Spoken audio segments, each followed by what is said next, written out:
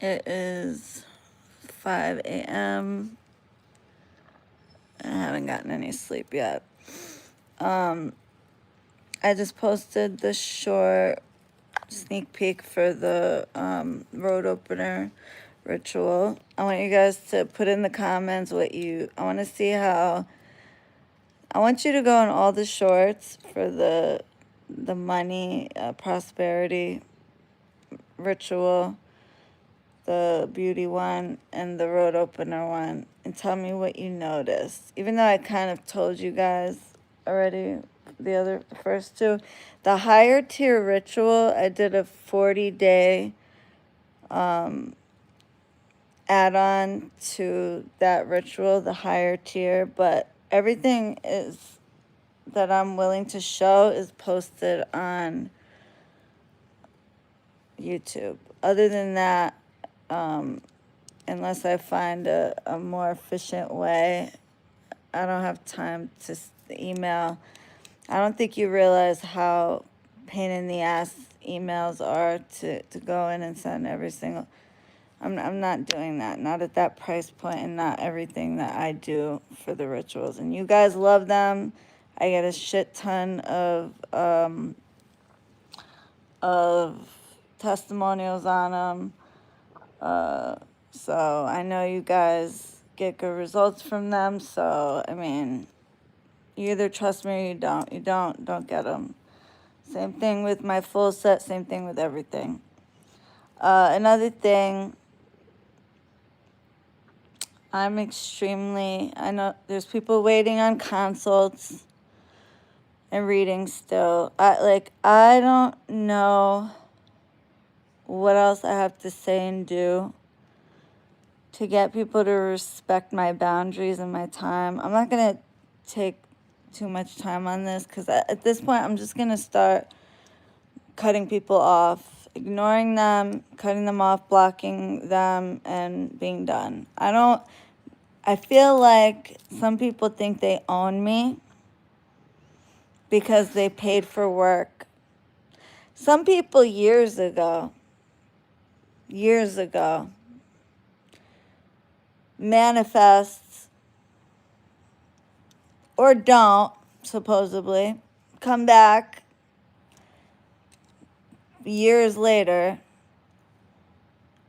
The ones that are decent, most of them, it's, oh, everything was going so well and I miss you, I didn't want to bother you. We manifested, but, now everything's falling apart. But, oh, of course it's falling apart. You didn't have the decency to tell me.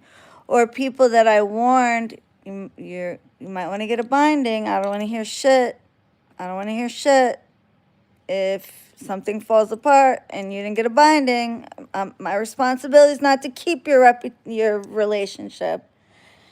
Not for attraction, not for reconciliation. My job is to bring that person back, bring or attract someone to you.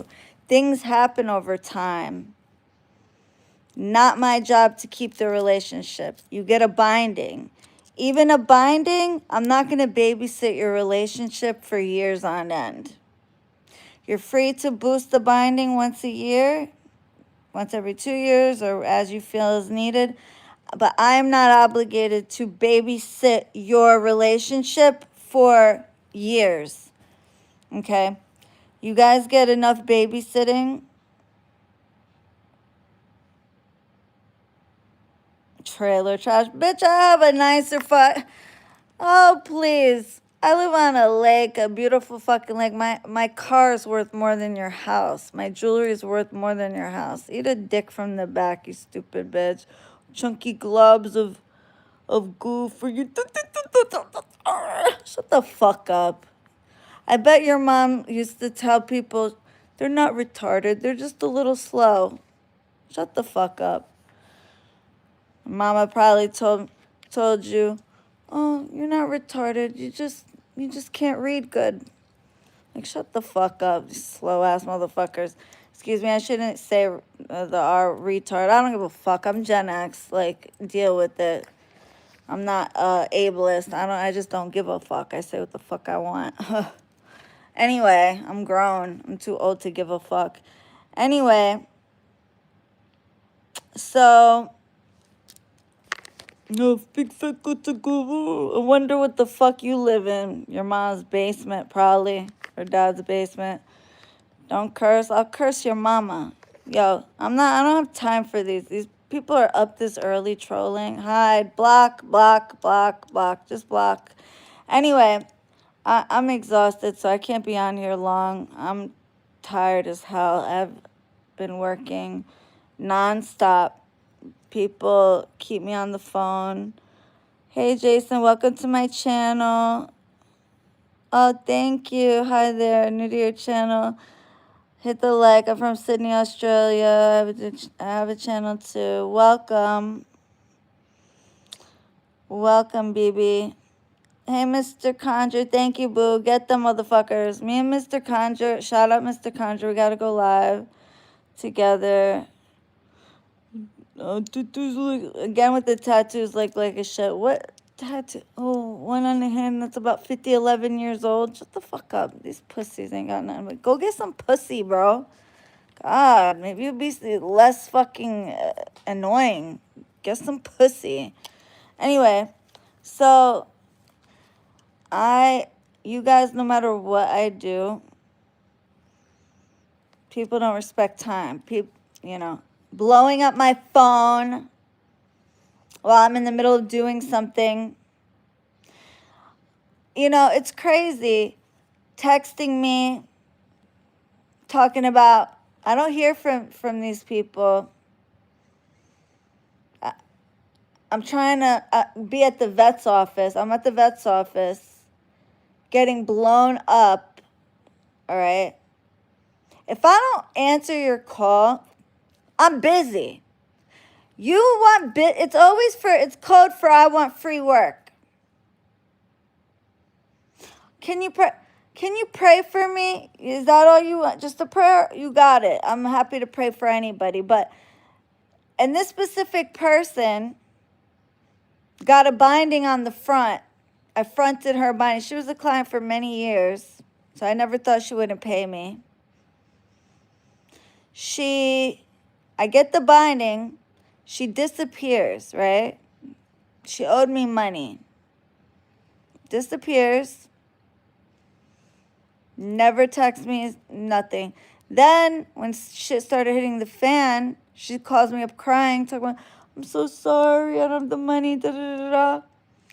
I said, that's happened before, and this is why I only front people. Well, I trusted her. I mean, she was somebody I worked with from day one, and that's why I let her slide, and I love her daughter. But she would always use her daughter to kind of manipulate me because she knew I care about her and I feel bad for her. So you look like the kind of person that doesn't believe in the flat earth theory. You're right. I'm not an idiot.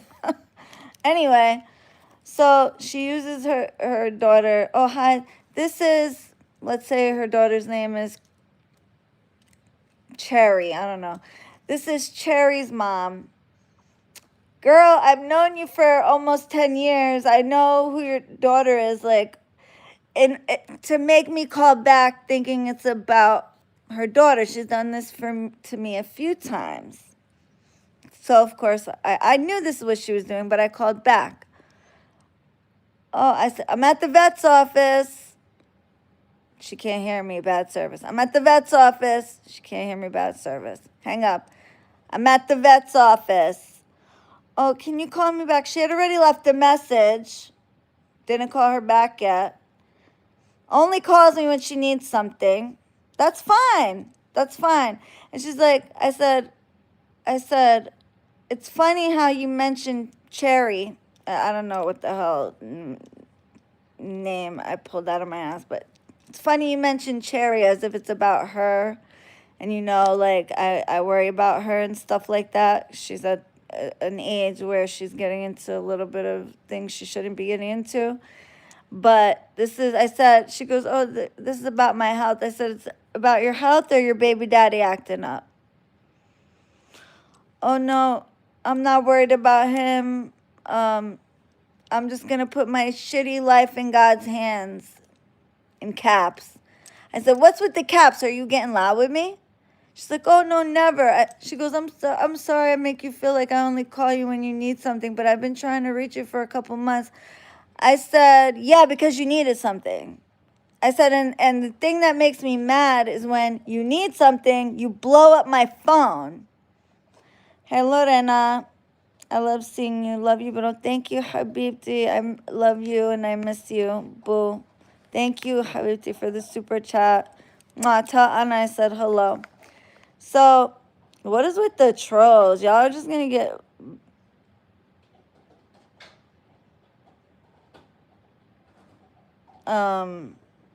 What is with the trolls? Dukeying from liquor is a quick way to sober up. What the fuck are you talking about? I can't help myself but to read the fucking... the slowness. Like... Anyway, people spamming. Just block. Just block, bro. Block these fucking people. I'm not even gonna... Are you a poly-Christian? Cool, I'm a Middle Eastern Christian. Yes, I am technically a Palestinian Christian from a Christian Orthodox family, but I don't subscribe to any specific, like, religious doctrine. I believe they all have their merits, and I'll get into that another time. Yeah, I've talked about this many times, but anyway, so back to this. So I'm like, she goes, I'm sorry, I always make you feel like I only call when I need something. I'm like, it's okay, it's because you do. I said, that's fine. I said, that's business. Business is business, friendship is friendship. I said, I'm done with the whole friend card when it's convenient, when you want free work from me, or can you pray for me? And I'm not saying you guys in the live, you guys don't blow up my phone for a prayer, but it's crazy when somebody never hits you up, but they'll blow you up when they want something for free, no less. And you owe me about $800 worth of work. And I told her, never mind, don't even worry about it. Don't even worry about it. I'm good. Like, just whatever. She was all crying or whatever. I was like, don't even worry about it, girl. I was like, but you know what? If you really were a decent person, whether I said don't worry about it or not, I could never. If I owe somebody money, I can't. My lawyer, my real estate lawyer, when I had to do the eviction, I'm like, I paid him right away. Do I owe you any more? He's like, I'll let you know. I kept asking, are you sure I don't owe you any money? Like, I will let you know if you owe me money. I chase people if I owe them money. I want to make sure they're paid. I'm not like that. So if you really gave a fuck and you knew that I trusted you and I did this, I didn't undo the binding. Or did I actually? I might have undone it because I was pissed off. I don't remember. I might have undone it. But I gave her a chance to see if she was going to do the right thing. Because I also helped her get a big lawsuit that not only did I help her spiritually get, but I told her when she told me what had happened, I said, girl, this was at her job. They weren't paying her overtime. She got hurt on the job. They were screwing her over. They weren't paying her paychecks for weeks. I was like, bro, that's illegal and you're in California. That is the most pro-employee state. I gave her advice, and because of my advice, she got like $150,000 settlement. I helped her with it. I advised her in the physical world because she didn't even think that she could do that. I advised her in the spiritual world, and I did work to help her get it. You think she would have appreciated that, threw me a little something, or even paid me what she owed me? No, but that's all right. I knew her for years, whatever. I let it go. She has kids, whatever.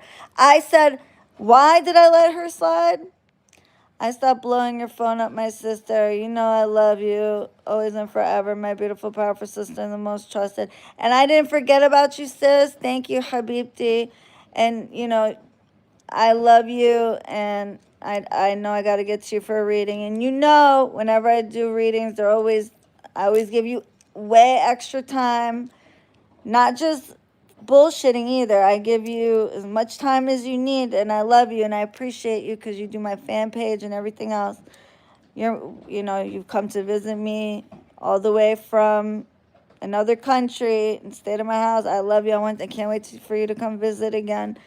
I know who my friends are, and I know who just uses me. Okay, and I know Habibti XS Best. I appreciate everything you do with my fan page and everything. And Kita, I appreciate that.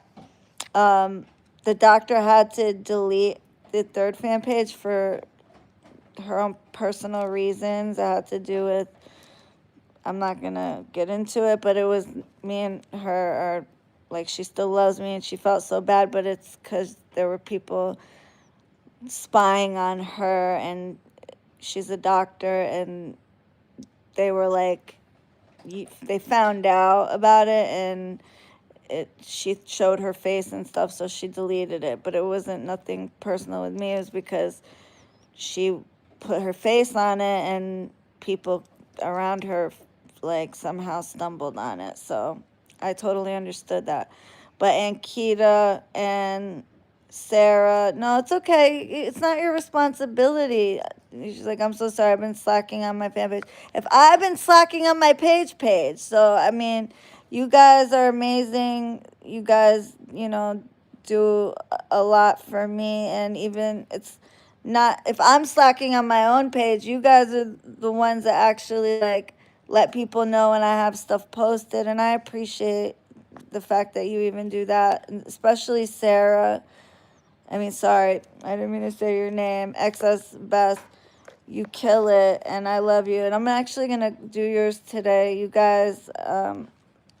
Every single one that I owe a reading to and a consult, I promise I am getting to you. Please bear with me. I'm one person, and people keep killing me with the time. They are killing me. Like I was gonna snap out. I was literally gonna snap out. Do I like butter chicken and naan? Yes, I do. But I'm Palestinian, not Indian, in case you're, wondering. Can headaches be a side effect when you're getting work done, though you're not the target? I don't want to speak on what work done with you. It can with the Blockbuster. If you're getting Blockbuster, Headworks can potentially, if you're on a twin flame, if there's a twin flame situation, and you're on the same wavelength, or even a soulmate situation, because a lot of times it's a seesaw energy. When you're up, they're down, you're down, they're up. But some people are on the same wavelength, so if they feel a headache, you'll feel the headache. Or blockbusters can also cause a headache if you have a lot of negativity in your crown or a blocked crown. And I actually did an extra blockbuster, you guys, because I'm going to be so for real with you.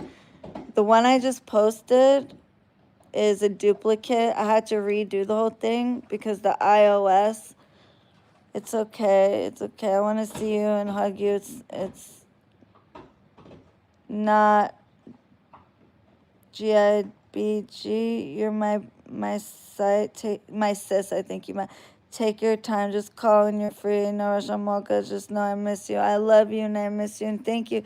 And don't ever think I ignore you. I have to keep my phone on not only do not disturb, but also silent, because my body physically reacts. Yeah. See, so domination, yeah, it could cause headaches because when I do theirs, I smack them in their head. And if you have like soulmate or twin flame connection, that energetic cord could sometimes cause you guys to be on the same wavelength. So you'll feel what he feels or what they feel. They'll feel what you feel. But a lot of times it'll be on a seesaw motion, depending on like Mercury retrogrades and things like that, which we are going through. Plus, we have a lunar eclipse. So listen to what happened.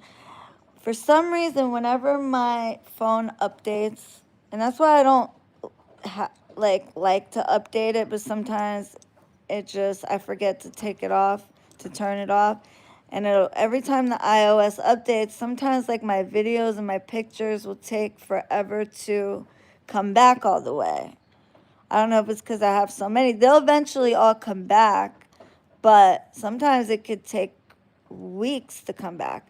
So I go, we just had an update. I go to upload the Blockbuster road opener one, and I can't find it. And I'm like, where the fuck is it? And I'm scrolling. I'm like, I can't find it. So I'm like, I knew iOS update. I'm like, this shit's gonna take forever to come back. And I'm waiting and I'm waiting. It's not coming back. So I'm like, fuck it. So I just redid one last night. So, but I did it exactly the way I did the first one. I just redid just the offering part. I like redid the candles, redid the whole spiel, redid the rose, redid everything. But it looks exactly identical to, so you guys got 2 for 1 basically. Because I wanted to post it right away, but then I was like, you know what? It wouldn't hurt for me to redo it because we have a Mercury retrograde coming up, like now actually. And we have the lunar eclipse on the 3rd. And so we're in that energy now. So I did it last night. Well, actually, yeah, like yesterday night going into Saturday. So it was like 3 in the morning. Well, I started at like midnight to 3 in the morning. No, it was at Saturn hour. So it was around between, it like started Friday and it went into, it was like late Friday, like 11-ish, and it burned all the way through this morning. And then there was a little bit left, and I'm gonna burn the rest of it, like burn it down, the rest of it tonight. But I just redid it, and I was like, you know, it won't hurt because the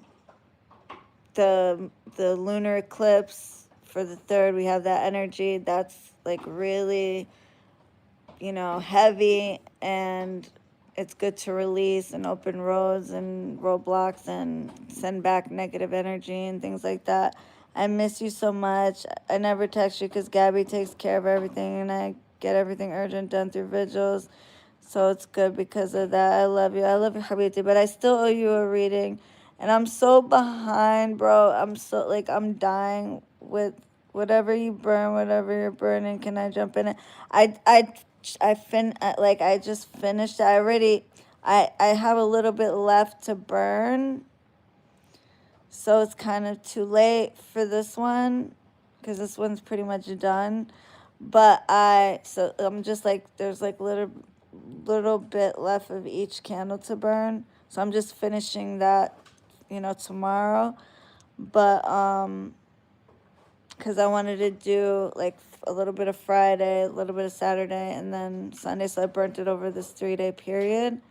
So it only, the candles are very low now, so it would be too late to start a new one. But on the I'm posting tomorrow at 3:33. Well, today technically, because it's 5. What time is it? It's 5:50, 5:24. So a.m. my time. So I'm posting at 3:33 p.m. the Nowruz ritual. It's like a spring. I'm so tired. I can't remember my brain is like fried right now. I'm so exhausted. It's like the spring equinox ritual. And it's like for rebirth and renewal and like fresh beginnings, just like the free spring equinox. But it's a tradition that's done in the parts of the Levant, like Syria, Iran. It's very big in Iran, ironically, like in Persian tradition. And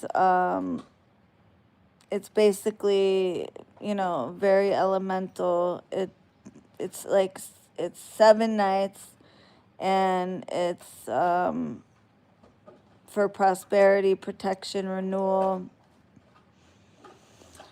My angel, I'm very worried about you. Sometimes I don't think you're getting enough rest. I'm really trying to, and that's why, like, even if I know, like, I have to move people for the readings is what's killing me, because some people, and then the in between bullshit, like people blowing up my fucking phone with no appointment. I even made a voicemail. Matter of fact, I have to do it on the other phone. Let me do it on the other phone too. I'm gonna do it with you guys on the phone. Tell me how it sounds. Because I'm tired of this. I'm tired of this. I'm tired of this. It's bullshit. It's not fair. It's rude. Okay, watch. Hello, this is Shireen, owner of Arabian Conjure. Please leave a message. If you are a client, please go through the proper channels. Do not blow up my phone, especially when you don't have an appointment. If this is an emergency, and it better be an emergency, you can leave a message at your own risk. If I find that this is something that you are an adult that you could deal with on your own, please be prepared to hear my mouth about it and possibly be dropped or blocked and lose phone privileges, because I cannot deal with this lack of boundaries anymore. Everybody else, feel free to leave a message. Again, if you're a client calling about client things, leave a message at your own risk. You guys know to use my website, www.arabianconjure.com, or my email at arabianconjure@gmail.com, where I have an assistant. I pay great money to take your messages. Thank you, and have a great day. Toodles, bitch. Is that unprofessional? I might change that up. But this is my personal fucking phone. It's not meant for this. Another one. Oh my God. Even though I told this person to get a binding, can I just hear your voice? I'm really crumbling right now. You were right. You're reading. You said it wasn't going to last forever. You're always right. I thank your spirits. Don't answer. Because I'm trying to not reward this behavior. Not to mention, I don't check on purpose because I get overwhelmed. Sadie, stop. Go to bed. You just went pee-pee. I know you don't have to go pee-pee. You're being a brat. Stop it. So I said, oh, so I didn't answer. Then I get another message. I'm really crumbling right now. Can I please hear your voice? That's code for, can I get a free reading? That's the code for that. If y'all really, respected me, you wanted to pay for service, I'm not even taking paid readings unless people are under the being aware that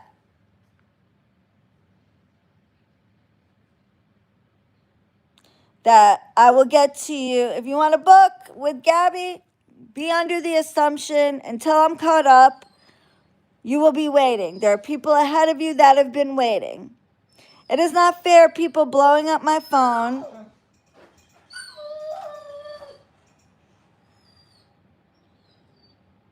Wait, don't hide Lucille. Oh. Okay. Don't blow up my phone.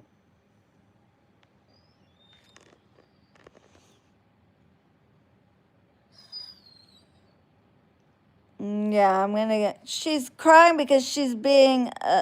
Oh wait, we don't have to hide you. I didn't mean to. She just went out and she's a Doberman and she's very dramatic and she doesn't like it when I'm talking and she's not right here, but it's bedtime. It's 5 a.m. And she's got a very nice, huge crate with a bed. Otherwise, she will tear stuff up in the middle of the night. So they sleep in their crate, but that's normal. I know she doesn't have to go potty. I knew it. What did you want? She just wants to play, you see? She's just, look, she's, okay. Look, she's just playing, look, huh. Tend to my dog. I tend to my dogs and my animals are the most spoiled beings on this earth, okay? Hey, no. I'm gonna put you outside just in case you gotta go. I know, Leah. You gonna go? You gonna go outside? Okay. All right. Watch. She's gonna go. And then she's gonna come right back in. We have a fence, and then I put her on a leash too, just in case, so she doesn't jump over it. Okay. Or you just hear the dogs outside. You hear me outside. Michael. I talk loud. I don't talk loud. God, how many fucking trolls are in here? Jesus. Beneath shattered stars, she whispered, and summoned dragons from fractured realities where she class into destiny. Oh, it's different. Unless they spam the shit. So anyway, point being, so the person that was in such a shamble, not one that uses her daughter to manipulate me, but the other one, got back together with her man in 2 days. All she had to do was deal with her shit, and it worked out. Like, you don't have to be adult. It's not my job to be a life raft. I feel like a life raft that everybody swarms at the same time. Anytime there's a retrograde, anytime there's an eclipse, anytime there's astrologically something going on, everybody, look. She didn't even have to go to the bathroom. I told you. How quick. See, didn't have to go, did you? Did you, Sadie? You were just being a brat. You're going to sleep in the bed with us? You can sleep in the bed with us. Come on. You little brat. I knew you didn't have to go out. You're just being a brat. I knew it. See? People tell me, tend to your dog. I know how to tend to my dog. I know my dogs. I know them like the back of my hand. Okay? I knew she didn't have to go. She just went. She has her water. She has her toys. She has her blanket. She has her bed. She has everything. She just wants to be. Look, she's looking for cat food to steal. Why? I don't know. Because we starve her to death, right? With her homemade meals. We make their food from scratch, by the way. Okay? Squash, pumpkin, different proteins, beef, chicken.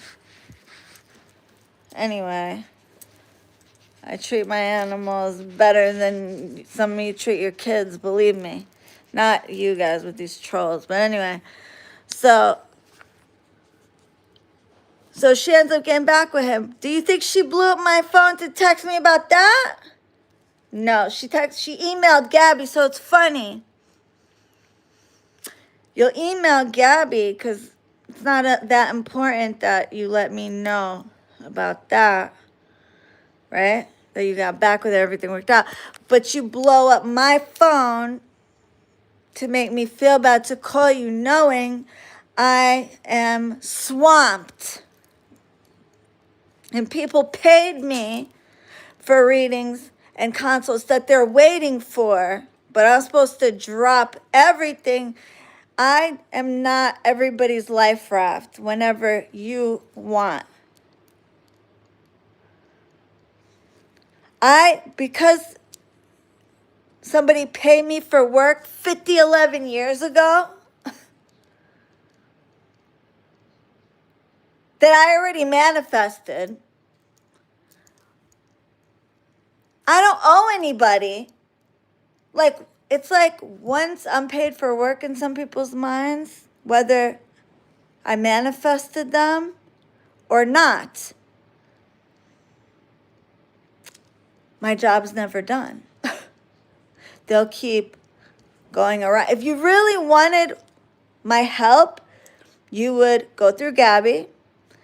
If you didn't want to wait for a consult, if I've already worked with you, you could tell Gabby the situation, she'll tell me the situation, and you could just book the work. She'll quote you for the work. That's an option. And then she could book you for the consultation, a reading after the fact, or a mini consult, which there's still a bit of a wait now, because even I'm behind with the mini consults now because of the people keeping me on too long, okay? But there's plenty of options on my website for one and dones. But everybody wants free stuff. There's no other name than Jesus. Who's Gabby, my assistant, that I pay very well to keep me abreast of updates. People get paid thousands of dollars to throw together spells that they half-ass. I've seen this. In a filthy house, while they're on the phone. They don't even wash their own ass. It's very clear. And then they send you your little fucking picture that they probably sent to like 20 other people, honestly. And they don't give a fuck. But meanwhile, and they charge like ridiculous prices. But me, I'm more than fair for the amount of fucking work that I do. More than fair. You said a breast. Shut up. And those people have the nerve to hound you when they know how much work. Yeah, they do. They hound me. They don't care. I was woken up when I just went to bed at 5:17 in the morning. And they hit the button to wake me up from the do not disturb. You know the thing that says notify anyway? Well, this night somehow I forgot to put it on silent too, because I can't have my phone on ring like a normal human being. So I forgot to put it on silent instead of just the DND and silent. I got to do both because people will disrespect my boundaries and hit the button. They don't care what time it is. They don't care if it's 5 in the morning, 6 in the morning, 3 in the morning. They don't care. They don't care if I'm on the phone with another client. They don't care if I'm doing work. They don't care if I'm with family. They don't care if I'm on the bed. They don't care. They don't care. It clearly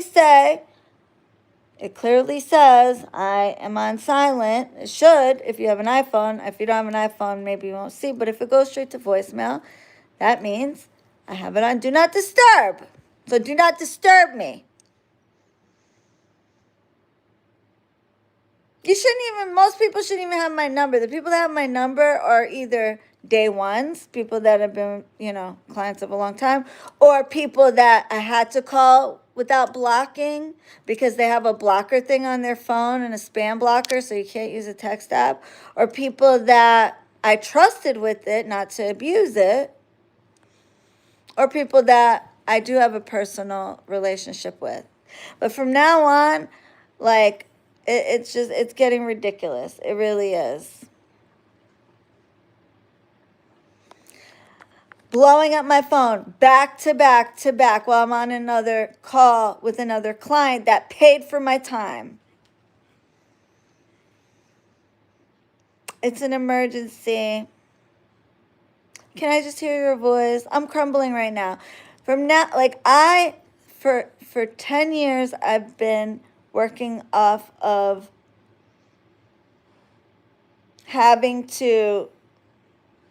instinct, having to spread myself super thin because I felt like if I didn't bend to you guys' beck and call on top of the work that I do, on top of redoing work because you guys don't listen and do the shit that I tell you not to do. I try to advise you in every possible way I can when it comes to your careers, mistakes you're making there.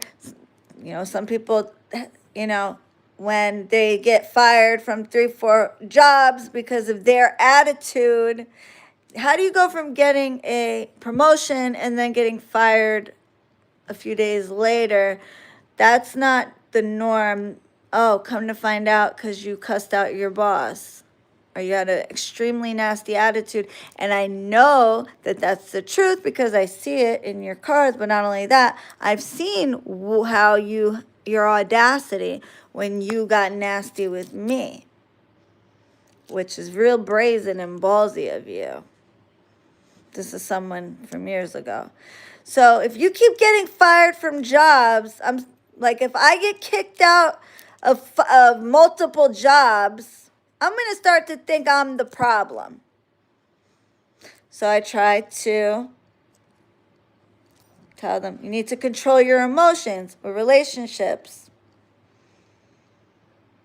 You keep getting into these relationships, you don't want to bind them. And even if I bind you, that doesn't mean for the rest of my life of living into my 80s until I die, I have to babysit your relationship. That every argument, every breakup, anything, I'm responsible to fix it right then and there. That is not how this works.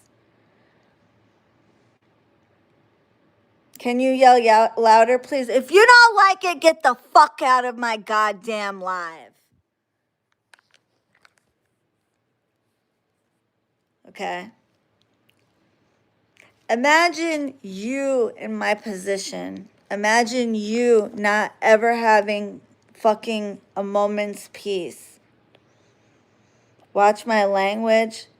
Listen. If you don't like it, eat a dick from the back and get the fuck out of my life. Does that work for you, watching my language? Anyway, how many black guys have taken me at once? I'm married to a white man, you ignorant fuck. What would give you the propensity to say that? I'm just curious. How many black guys have had you at once? Fucking racist weirdos. But yeah, I happen to be married to a very white man. Okay?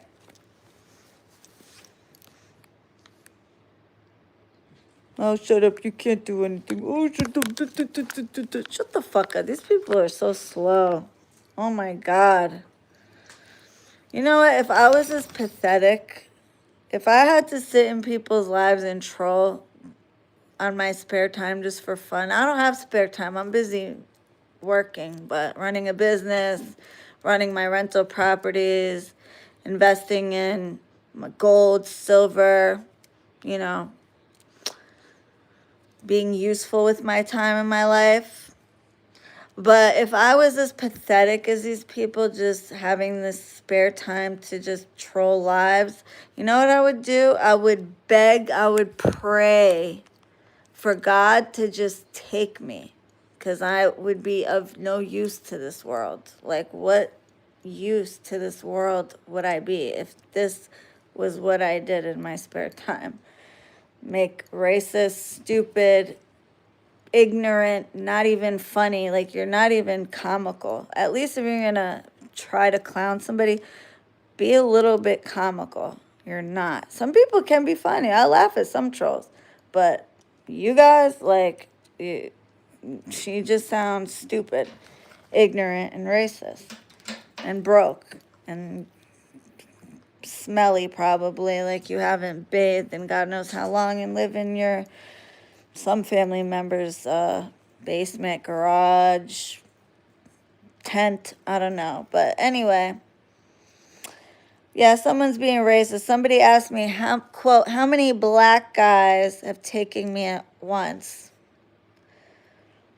So what does that mean? That's racist. First of all, why are you insinuating? Why black men? Why not just men, for one? What are you insinuating? To me, that sounds racist. I don't know. You guys taken. Yeah, exactly. How many? That's exactly verbatim what they said. How many black guys have taken you at once? Yeah. Ridiculous. So the insinuation there is pretty clear. They're racist. Maybe because because I'm a little loud. You know how it's like what they do to black women. They, when black women are loud, they're ghetto, they're angry, they're etc. When, I'm married to a white man, I'm loud, I must get ran through by a bunch of men, and oh, they must be black men. Not that there's a problem with having a relationship, a happy, healthy, loving relationship with a black man, but I happen to be with a white man who I've been married to for, what are we going on, 16 years this year, married. Okay. So yeah, just because I'm loud, but it's funny, you have country cowgirls that are loud. Yeehaw. And did they say anything? Oh, how many cowboys have taken you at one time? No, of course they don't, but these are racist, ignorant, Trumpy fucks.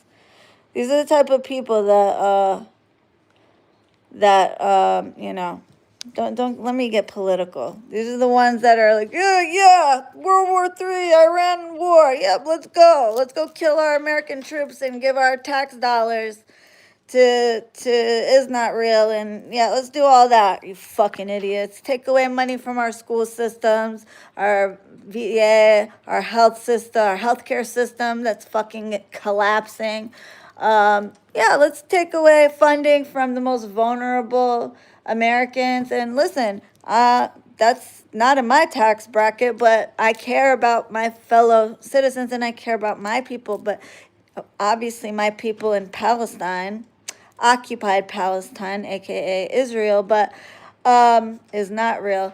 But you don't have to care about my people, but you should care about your.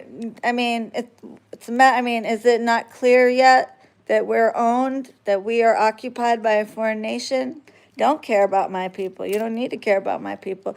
But I mean, look around, look what's happening. We are going to now be paying for another, God knows how long of a war in Iran. And Iran is not Iraq. Not the same. Iraq is a much smaller, less technological. Sadie, why are you crying now, Habibti? Why do you do that? Less technological.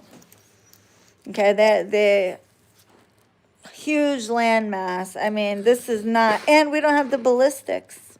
We don't have the ballistics. We gave them all to another country. So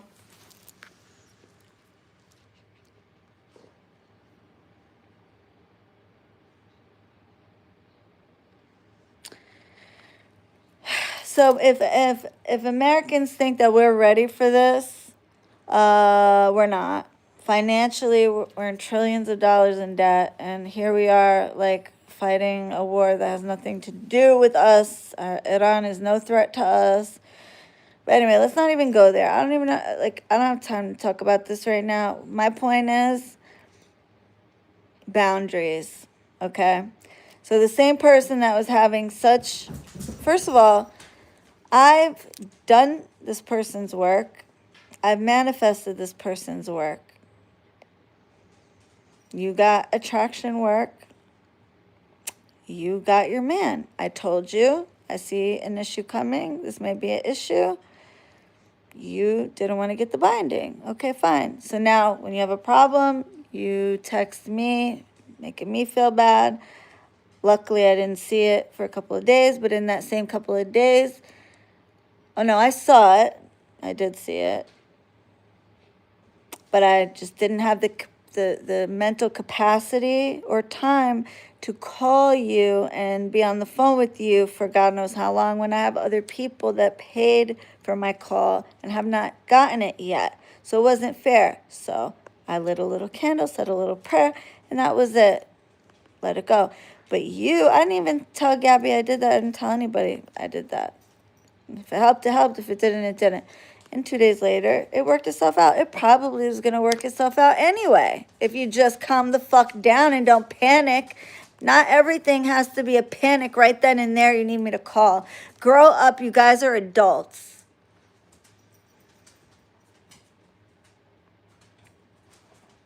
You're adults.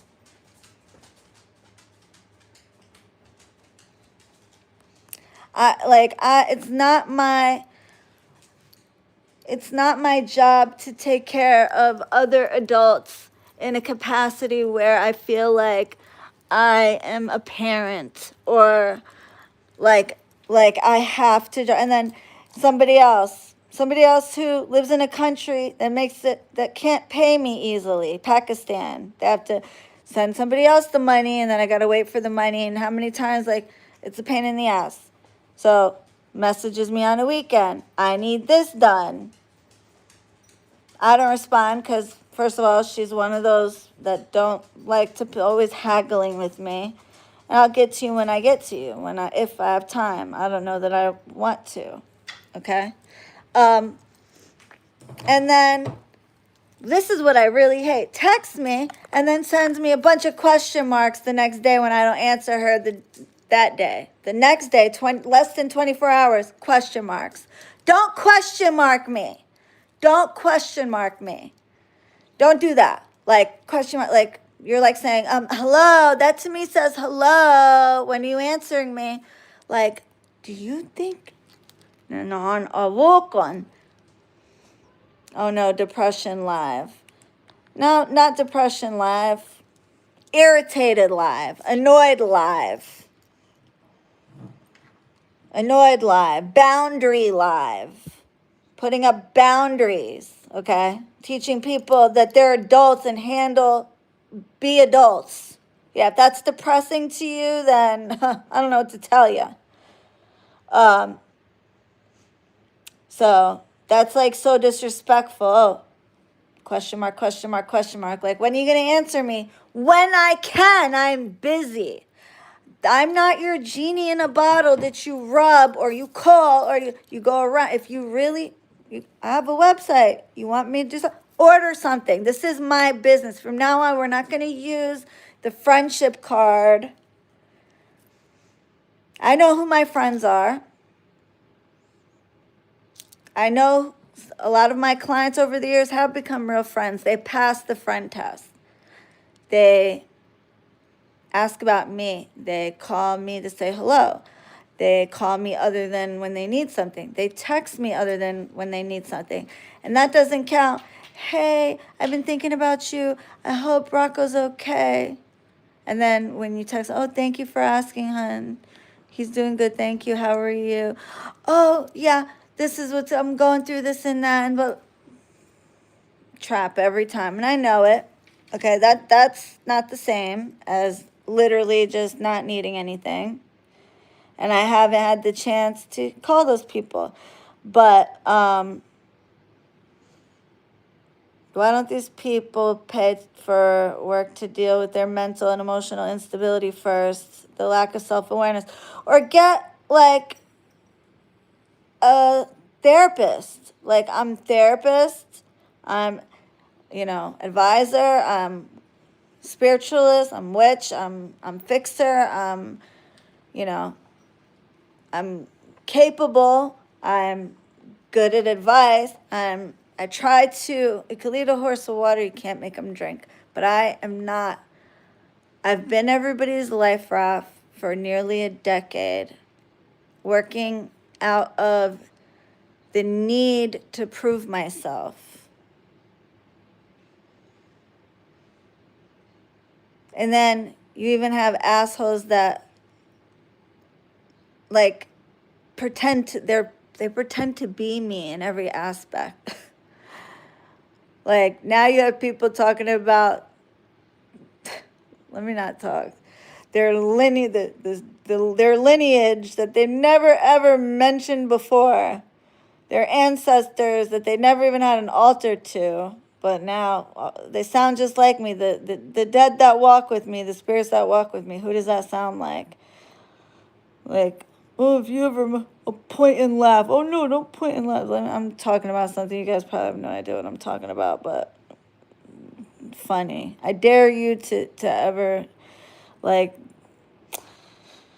oh, and I had to go in my rental property when somebody was in a psych ward, and I had the legal permission to do so because they were supposed to be out by this time anyway, according to their eviction, the first eviction. There was a freeze that day. There was going to be a storm, a snowstorm, so I had to make sure that the heat was on. That was an emergency. I tried to attempt to contact with this person to let them know I would be entering the property. Didn't hear back because, of course, they were in a psych ward.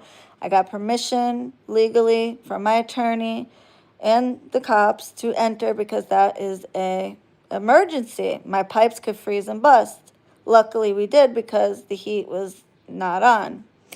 So, yeah, I saw that nasty disgust of a house, which, funny, the same, let me not talk, let me, but it's funny how people could demonize their family and, claim that they're horrible people when they're the ones that came and cleaned up your mess as best as they could, but you still ruined my countertops, nothing that Justin can't fix, but I can easily sue the shit out of you for that, but I'm not going to. You know who I'm talking about.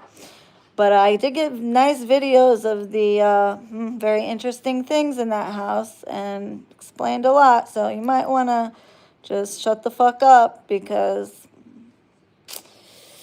yep, a lot of things you probably would not want people to see. So if I were you, I'd stop with the subliminals. Mr. I'll point and laugh. Yeah, you better not threaten with nothing else, motherfucker, because you know what time it is. Point and laugh. Oh no. Why don't these people have, they pushed everyone away. I'll point and laugh. Yeah, because you even dare to try to say anything else slick.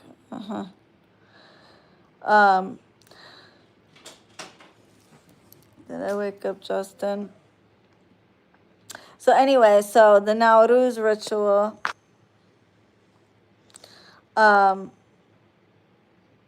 it's going to be basically to release, reset, receive. And it's going to be a 7-day group ritual for renewal, wealth, and a spiritual reset. Day 1, it's going to be a spiritual cleanse, which I'm going to have you guys do. I'm going to have directions for that. I want to do directions privately, so I'm going to do an unlisted link. I'm going to send you guys as the order comes in. Once it's paid for, of course, you will get an unlisted link for the day 1. Day 2, it'll be intention planting. I do that. Day 3, activation. And it's going to be the candle, the money, the dressing of the candles, the burning of the bay leaves, the ritual part that I usually show. That's day 2, the intention planting. That's going to be the candles, the petitions, etc. And then day 4 through 7, affirmations, altar activation, mirror and candle blessing, and the prosperity chant in Arabic, and sealing of the petitions. I will have a direction for you guys on those days that I'm going to put in the unlisted link. If you guys, it's going to be deleted after the ritual, so you guys better watch it. And if you share it, there will be big problems. I will put it in the ritual. If you share it, big problems. Because this is why I had to take down my my private client video from before, because some asshole, it took some years before some asshole shared it. It took 7 years before somebody leaked it, but which is pretty damn good. But so it's going to be the Nowruz ritual, and that's going to be basically the spring equinox ritual that I usually do every year, but this is particular to the Middle East. I'm sticking with my cultural practices more than anything. I still love Santa Muerte. I still honor her. I'm still gonna do rituals for her at least once a year on her day. I didn't do a group ritual for her, but I honor her every day. I honor the spirits every day. So that's gonna be done on March 20th through the 27th. And so this is like spring coming in, it's a new season, and then especially with all these changes going on. So I'm going to post that at 3:33 p.m. As for the people that, have all these emergencies, you guys have to understand my boundaries. I am a human being, and I literally,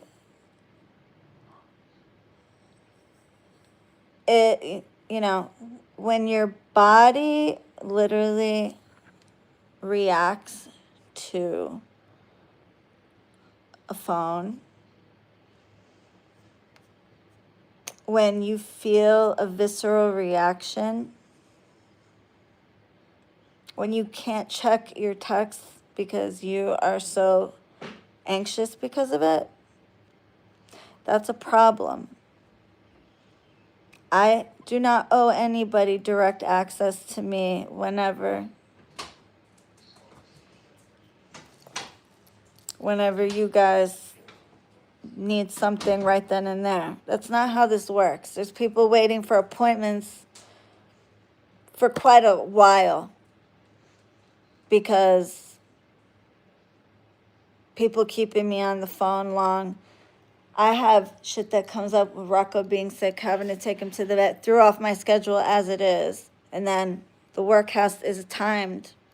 It's timed in a specific way. Days of the week, moon phases, planetary hours. I can't just do it whenever.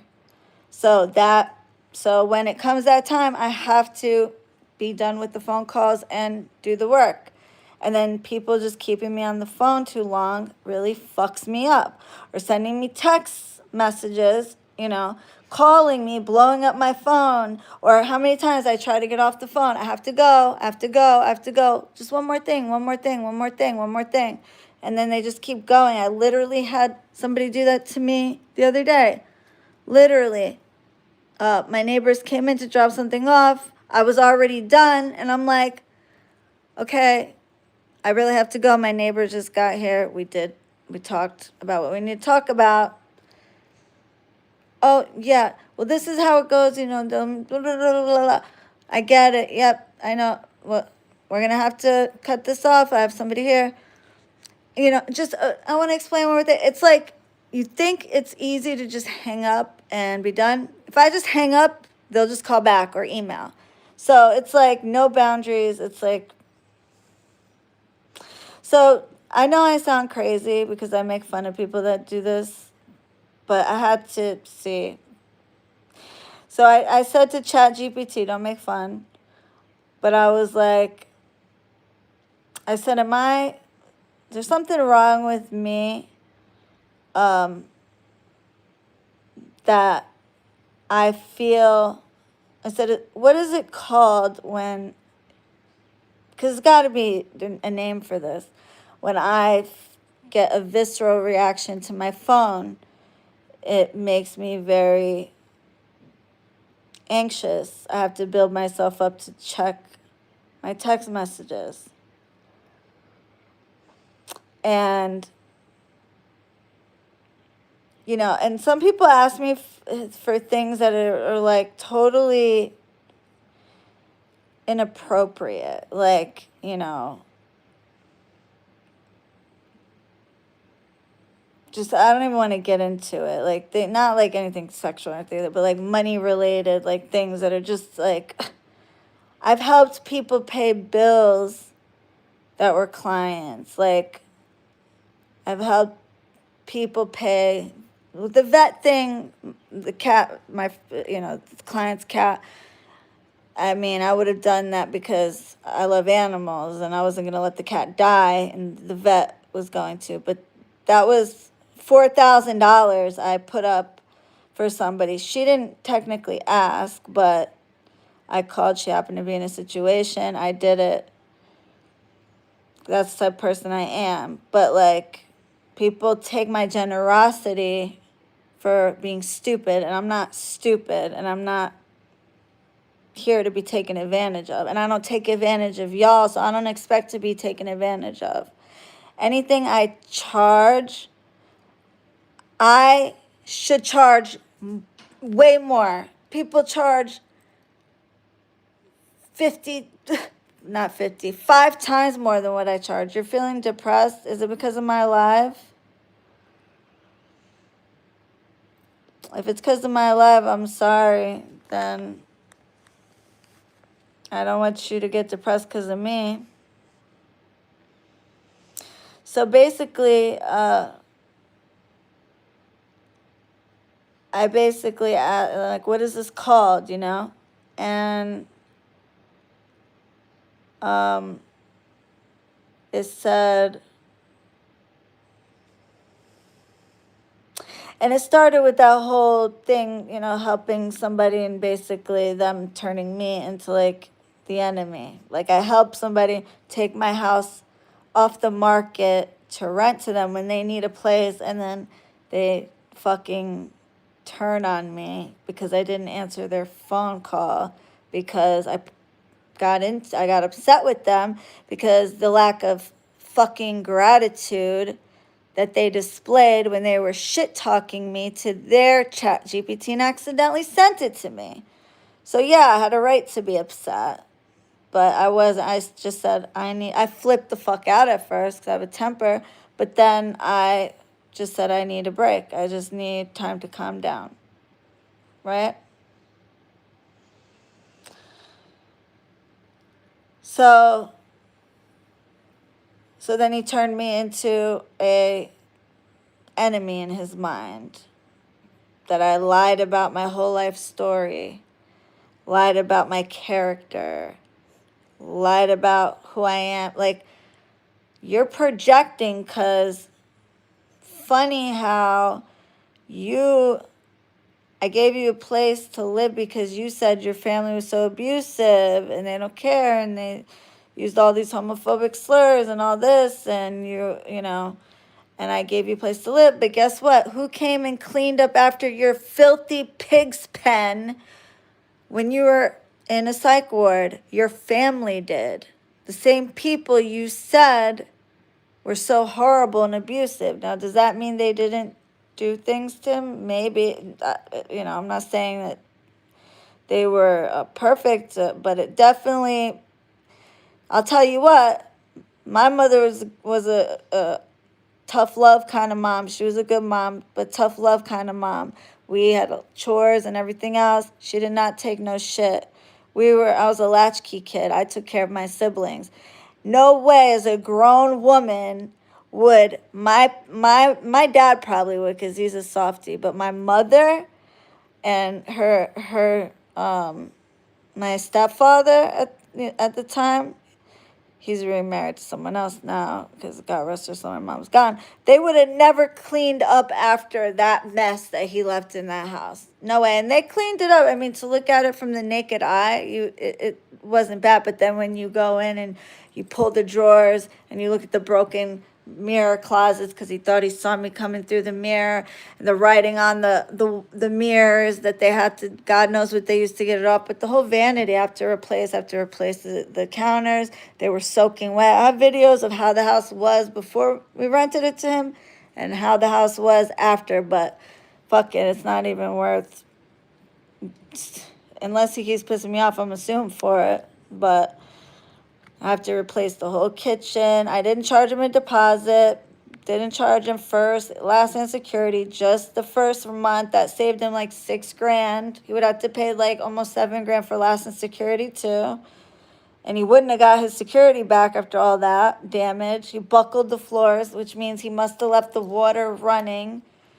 And it overflowed because somehow he made the kitchen sink like soggy wet, like underneath the formica, and the floors were buckled. He fucked up the tubs. I mean, I have the, like, let me not. So anyway, so at this point, I'm like, I need to fuck off with my generosity here. Like, my generosity needs to fuck off. Like, I need to stop with that shit. And, why what? Why did he do that? Probably he didn't do it on purpose, I'm sure. Why did he write on them? He was having episodes, I assume, or he just was a slob. I don't know. I know we tried, like, after his first episode, his mom cleaned up after him and all that. He told me he only had like 3 in his whole life. But that was a lie, obviously, because you had 2 in less than a year. So, I mean, one I expedited, but you were already starting. I just made sure I said you're going to be in a psych ward by the end of the week because you need help. I could have put you in a hospital. Be lucky I didn't do that. Be lucky I didn't, like, show the way the house looked before you guys cleaned it up. Be lucky. I could have embarrassed him in so many ways, and I never did. I have so many receipts. I'm the queen of receipts, but I'm not going to do that. You just better stop with the little bullshit subliminals, or he's going to have a legal problem on his hands. He's going to have a spiritual problem on his hands. And,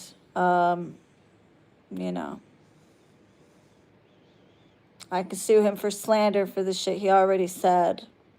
That can be proven was a lie. So anyway, but I digress.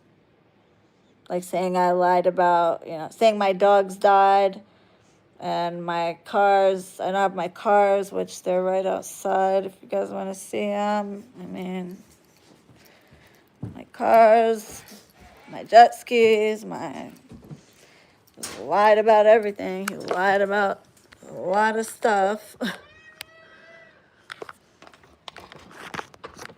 See the black BMW right there and the truck over there.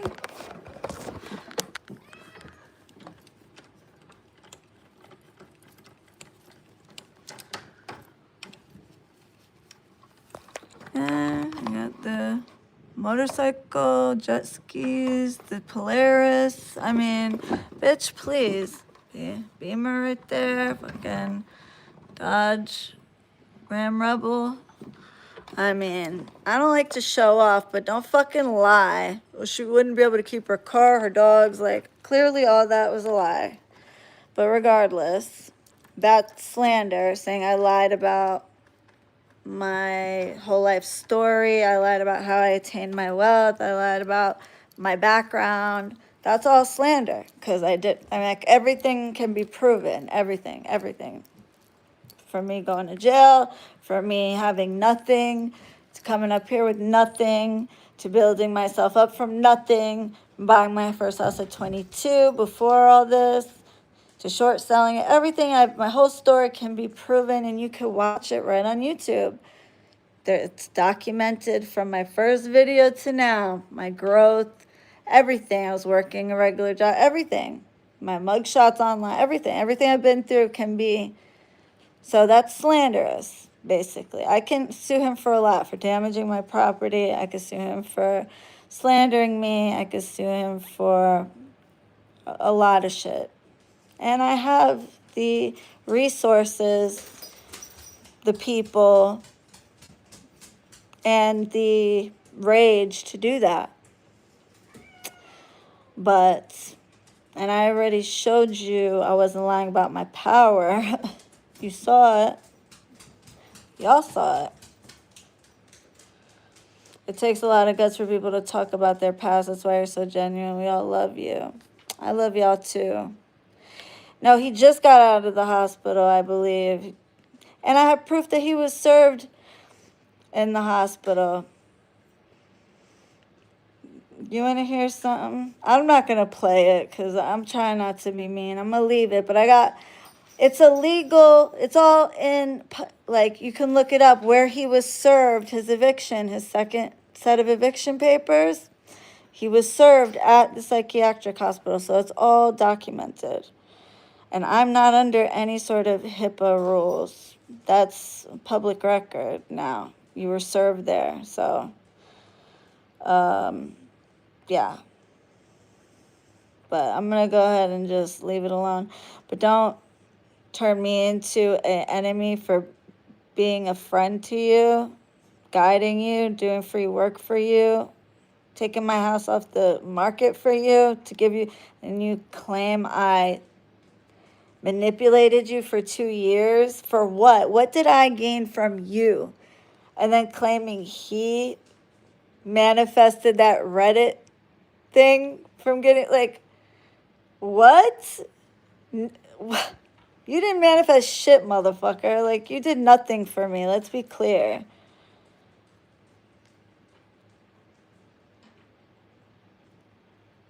Please.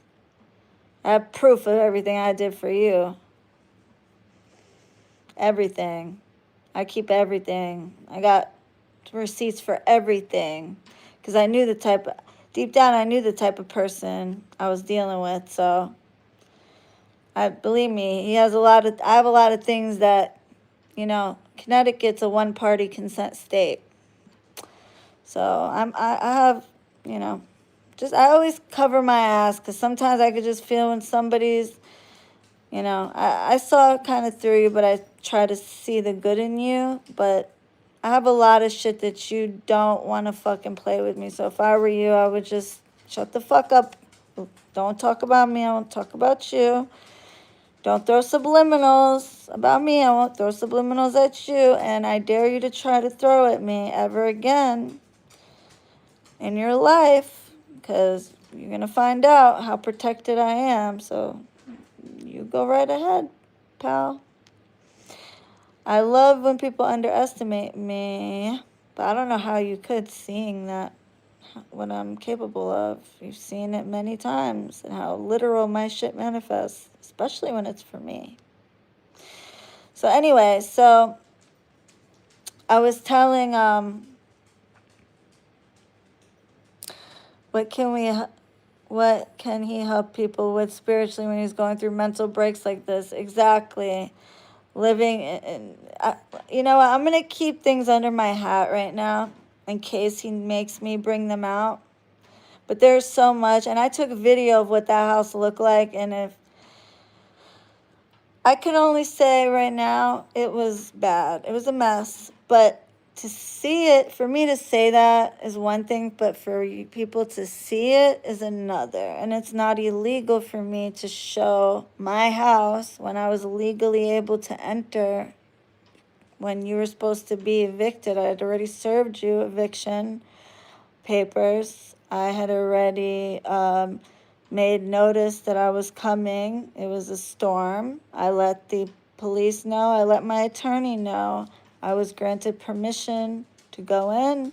So I was legally able to videotape and document the house.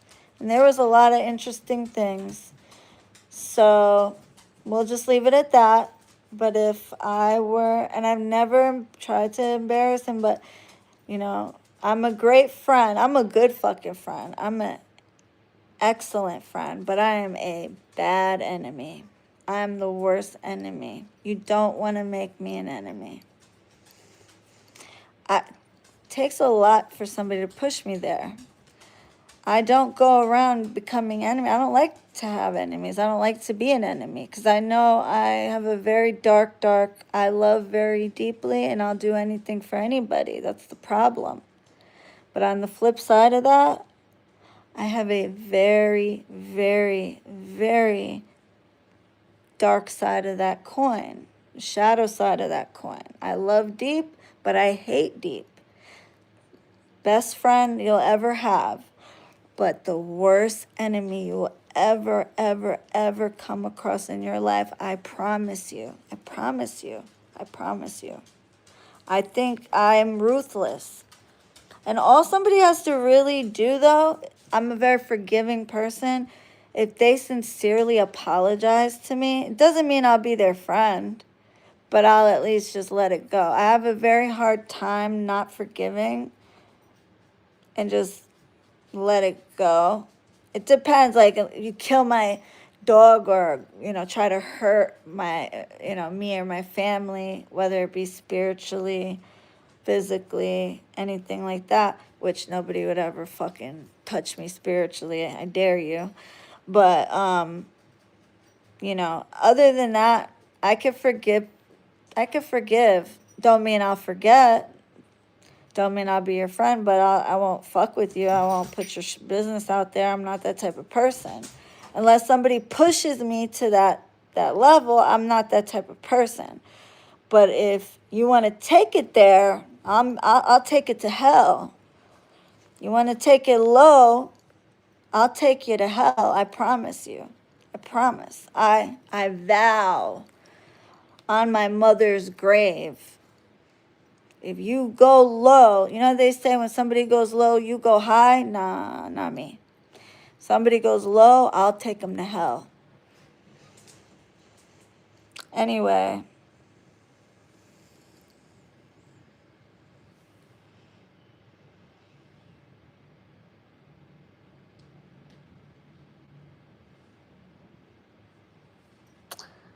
Hello, would you rather $100 or a gay person lose their will? What do you mean by that? $100 is nothing. I wouldn't. $100 to. What are you talking about? Would I rather $100 or a gay person to lose their Wi-Fi? Oh, I thought you said would I rather $100 or a gay? What the hell kind of question is that? I'd rather $100 than anybody. Why would I want anybody to lose their Wi-Fi, gay or not? That's such a weird question. Bizarre.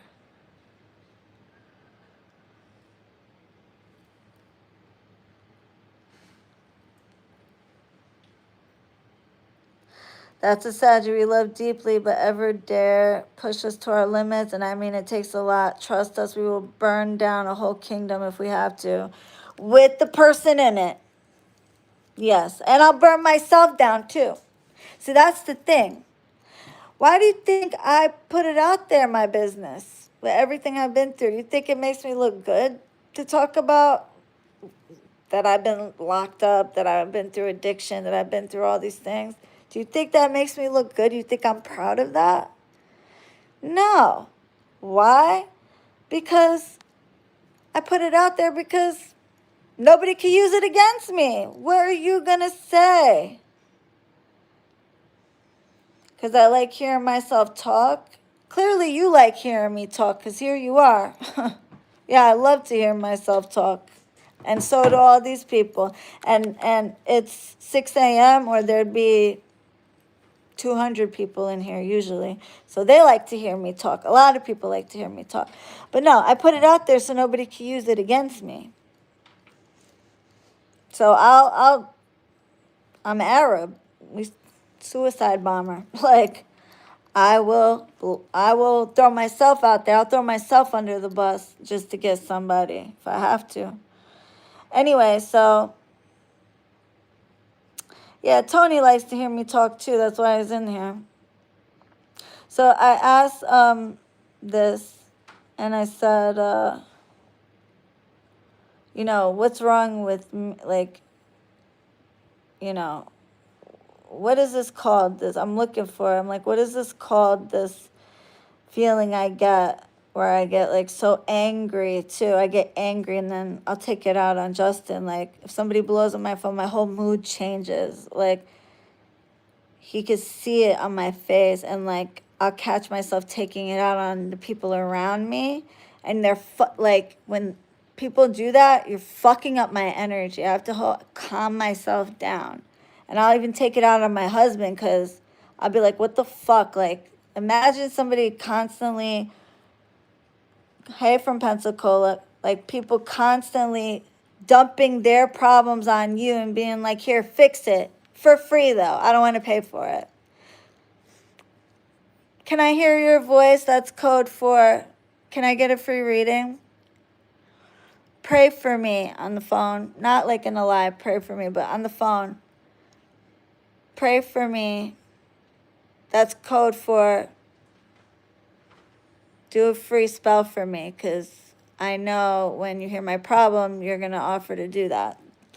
That's basically what it is. Go to bed, it's too late, boo. You got too many problems. I don't have problems. Why do you time out? Just hide. I don't have problems, but so basically it's so I said, what is this situation? I said,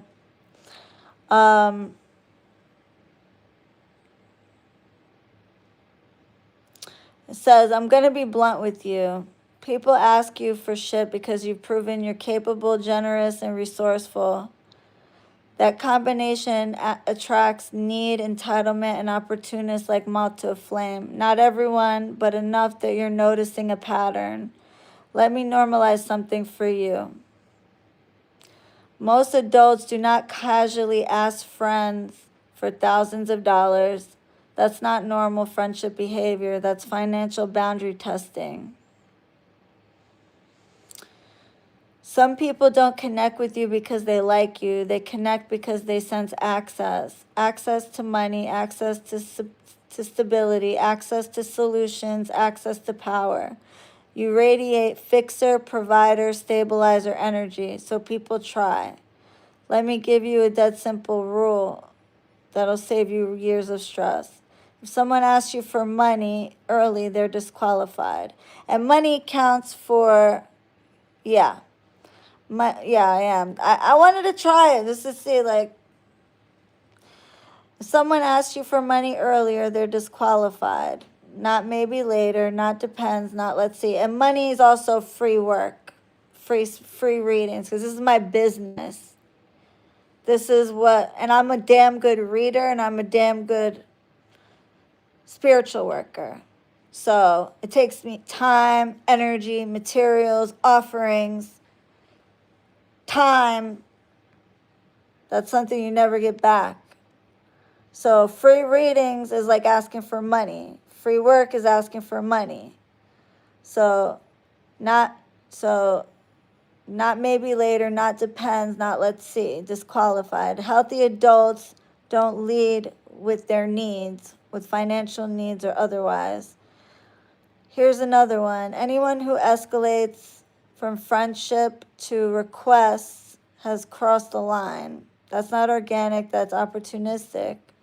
Especially online friends, especially sudden emergencies, especially sliding numbers. That's manipulation. Let me show you the pattern you're stepping out of. They admire you, they trauma bond, they overshare, they normalize struggle. Then comes the ask. It's not always malicious, but it's unhealthy. You don't have a generosity problem. You have a visibility plus a competence problem. People can see you have your life together, so they try to plug their chaos into your stability. That stops now. Not with anger, not with policy. You don't negotiate policies, you just enforce them. And then I'm going to tell you something important. Your nervous system learned early that saying no risks connection, so your body reacts first. Tight chest, stomach drop before your brain even catches up. Hey, Charlie.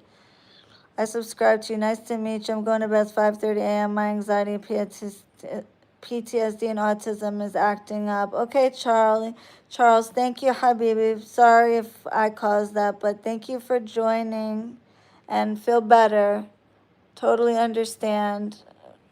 We'll catch you next time. Good night, Habibi. Mwah. Sweet dreams, baby. So this is about me. And it's true, my body reacts. I get a tight chest, stomach drop before my brain even catches up. That's not weakness, that's conditioning. Somewhere along the way, you learn being helpful equals be valued, be available equals be safe, say yes equals avoid conflict, carry others equals keep peace. So when someone asks you for favors, labor, your system goes into appease mode before logic arrives. That's trauma wiring. But here's the upgrade you're stepping into. Discomfort's not danger. Saying no feels unsafe because your body remembers old patterns. But today saying no is actually protection. A tool that works when your throat closes up. Instead of saying no, say, I'm not able to help with that. It's neutral, it's complete, it doesn't invite debate. Another boundary. I don't do free spells or readings. That's policy language, not emotional language. You don't argue policy. You will be charged for additional time. Now the most important reframe. You're not responsible for regulating other adults. This will really help me.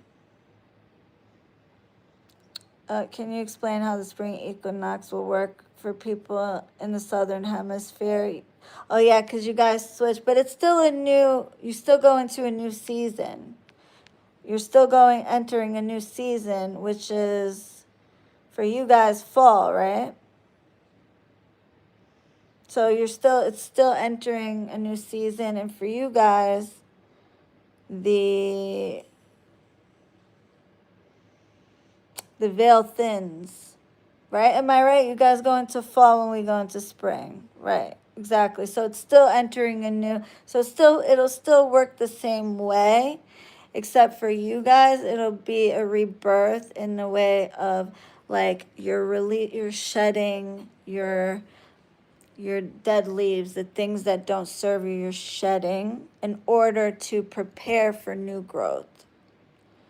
So it still works the same way, and it's still Nowruz is a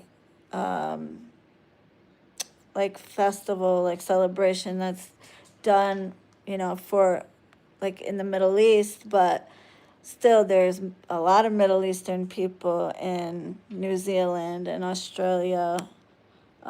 So it'll still work the same because it's a new season regardless. So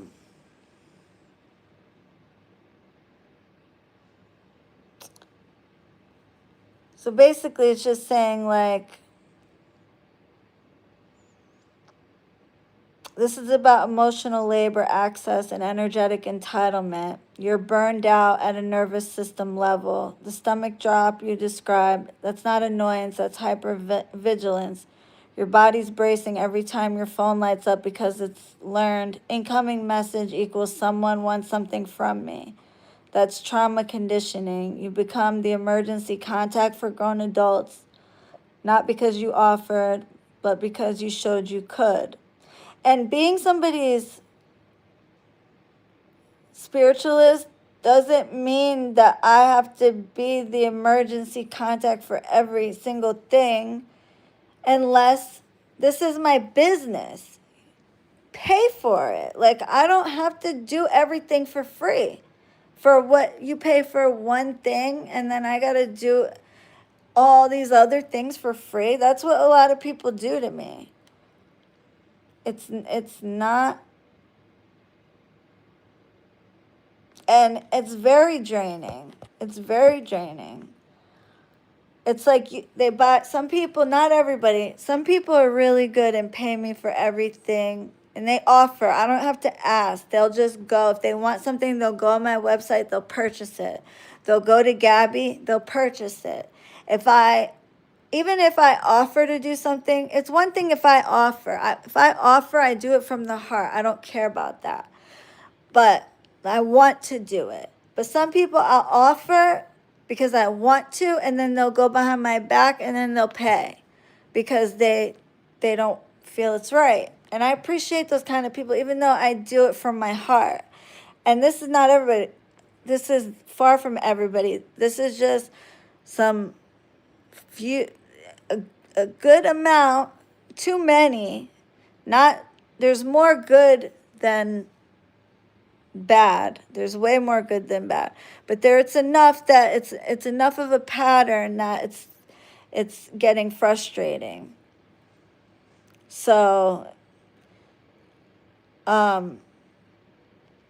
because you showed you could, let me say something plainly. Most of these people are not friends. They're crisis attachments. They don't bond with you, they plug into you. They don't build reciprocity. They outsource responsibility. They don't ask how you are, they arrive with problems. The so-and-so story is a perfect example. You literally gave her $4,000 without condition. This is when I saved someone's cat. Emotionally supported her, listened to her endless chaos, became her safety net. And what did she do the moment you stopped rescuing? She disappeared. That tells you everything. Real friends don't vanish when you stop bleeding for them. Now let's zoom out because I want you to see the pattern clearly. A person enters your orbit, often as a client. Trauma bonding begins. They overshare. You stabilize them emotionally slash spiritually. They start leaning. Then comes the asks. Money, housing, favors, emotional dumping, spell work, readings for free. You hesitate but help. They take. You finally set a boundary. They withdraw, resent, or disappear. That's not friendship. That's resource extraction. Sometimes conscious, often unconscious, but always the same. Here's the brutal truth. You're highly capable, spiritually confident, financially stable, emotionally intelligent, and solution-oriented. That combo attracts broken people who don't want to heal, they want to attach. They sense you as a lifeboat, and lifeboats get swarmed. And that's exactly how I feel. If you read this, please block these people and take care of yourself. These people are trying to deter you from your true purpose, so please don't entertain them. And I don't think they're necessarily trying to block me from my true purpose. I think they just don't, it's like their problems come first. And it's like they don't care what I have going on. They don't care if I'm dealing with another client. They don't care if I have other clients. They don't care if I have other work to do. They don't care that I have other readings. They don't care that they already got their reading. They don't care that that reading already went way exceeded the time. It's like, so they sent you as a lifeboat, and that's exactly how I feel. And lifeboats get swarmed. Now let me affirm something you already said. Business is business and friends are friends. Yes, this is a boundary you must enforce now, not later. Now, because what you've created without meaning to is a blurred ecosystem where clients become emotional dependents, friends become liabilities, your home becomes accessible, your nervous system becomes public property. That is not sustainable. And your body already told you that. I'm a racist? How am I a racist, you fucking weirdo?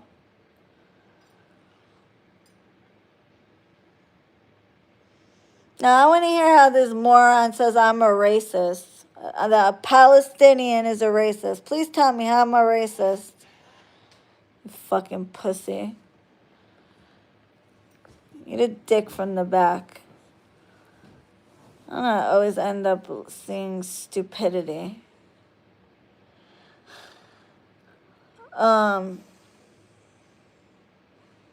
Stragglers. How do you find out what's going on with stragglers when you're so behind on readings and being hounded, etc.? Because of Gabby. And I try to ignore the hound, but it's still.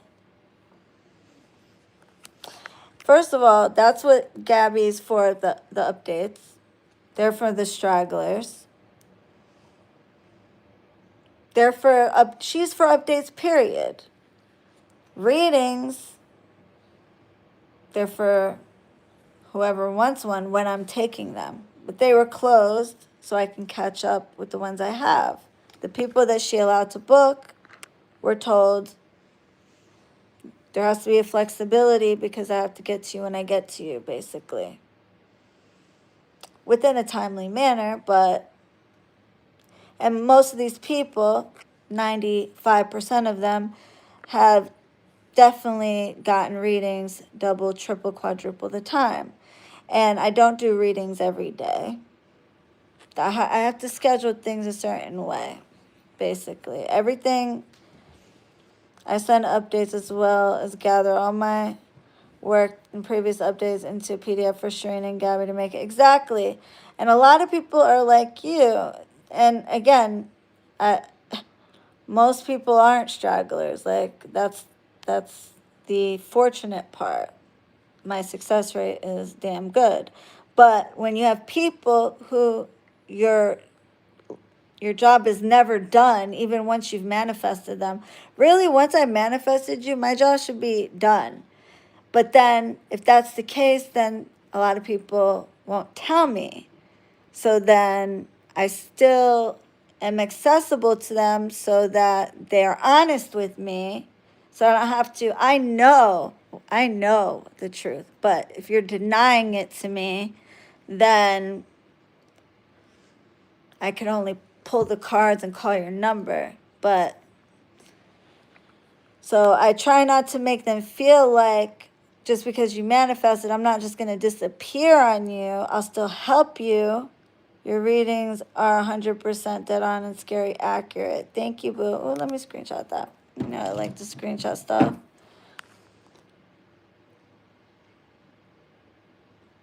Have any of your clients summoned, requested, not sure of the term, your spirits for help and backfired on them? Absolutely.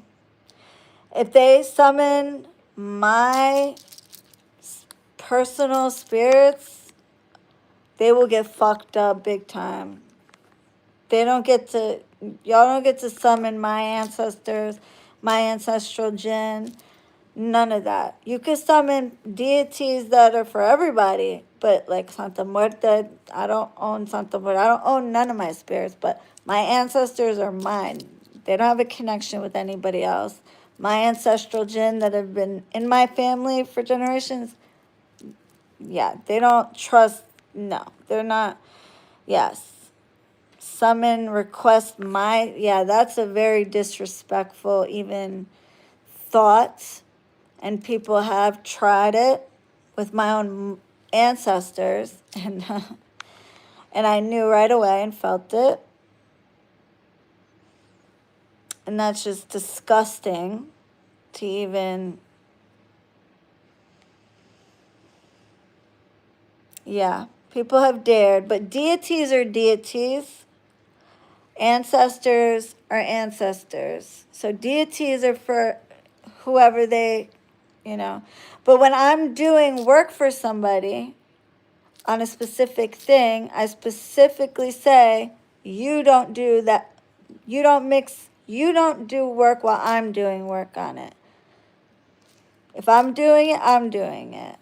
You don't do work on what I'm doing work on, because you're mixing energies. And the jinn I work with, especially full sets, which I work with the jinn, and even some one and dones too. Like I'll mix a little sihr with the candle work, but it's not a full, like I won't do like a full 21, 27, 33-day, 40-day ritual. But sometimes I will mix sihr with one and done candle work. So I could use a specific jinn. But my spirits, like and the deities too, if I work with a specific deity, they want their credit. And frankly, so do I.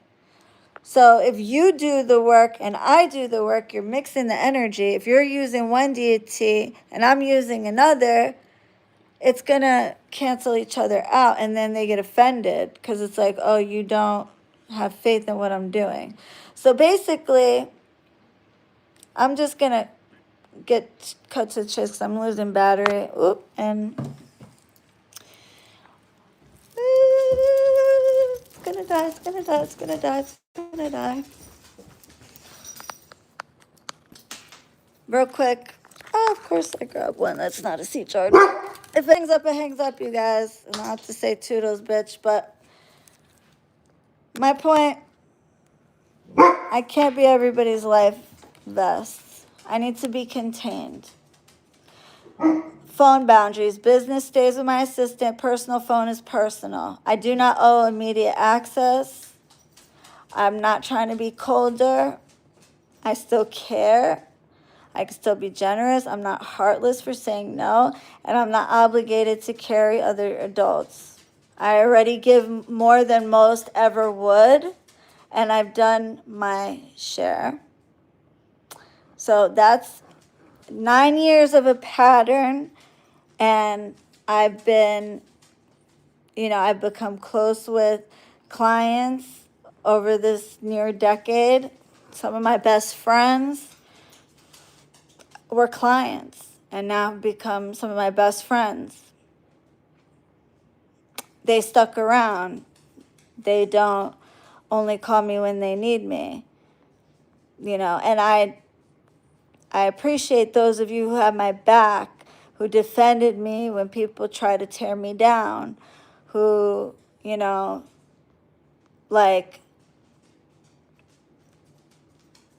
people who had my back when people try to smear me for no reason.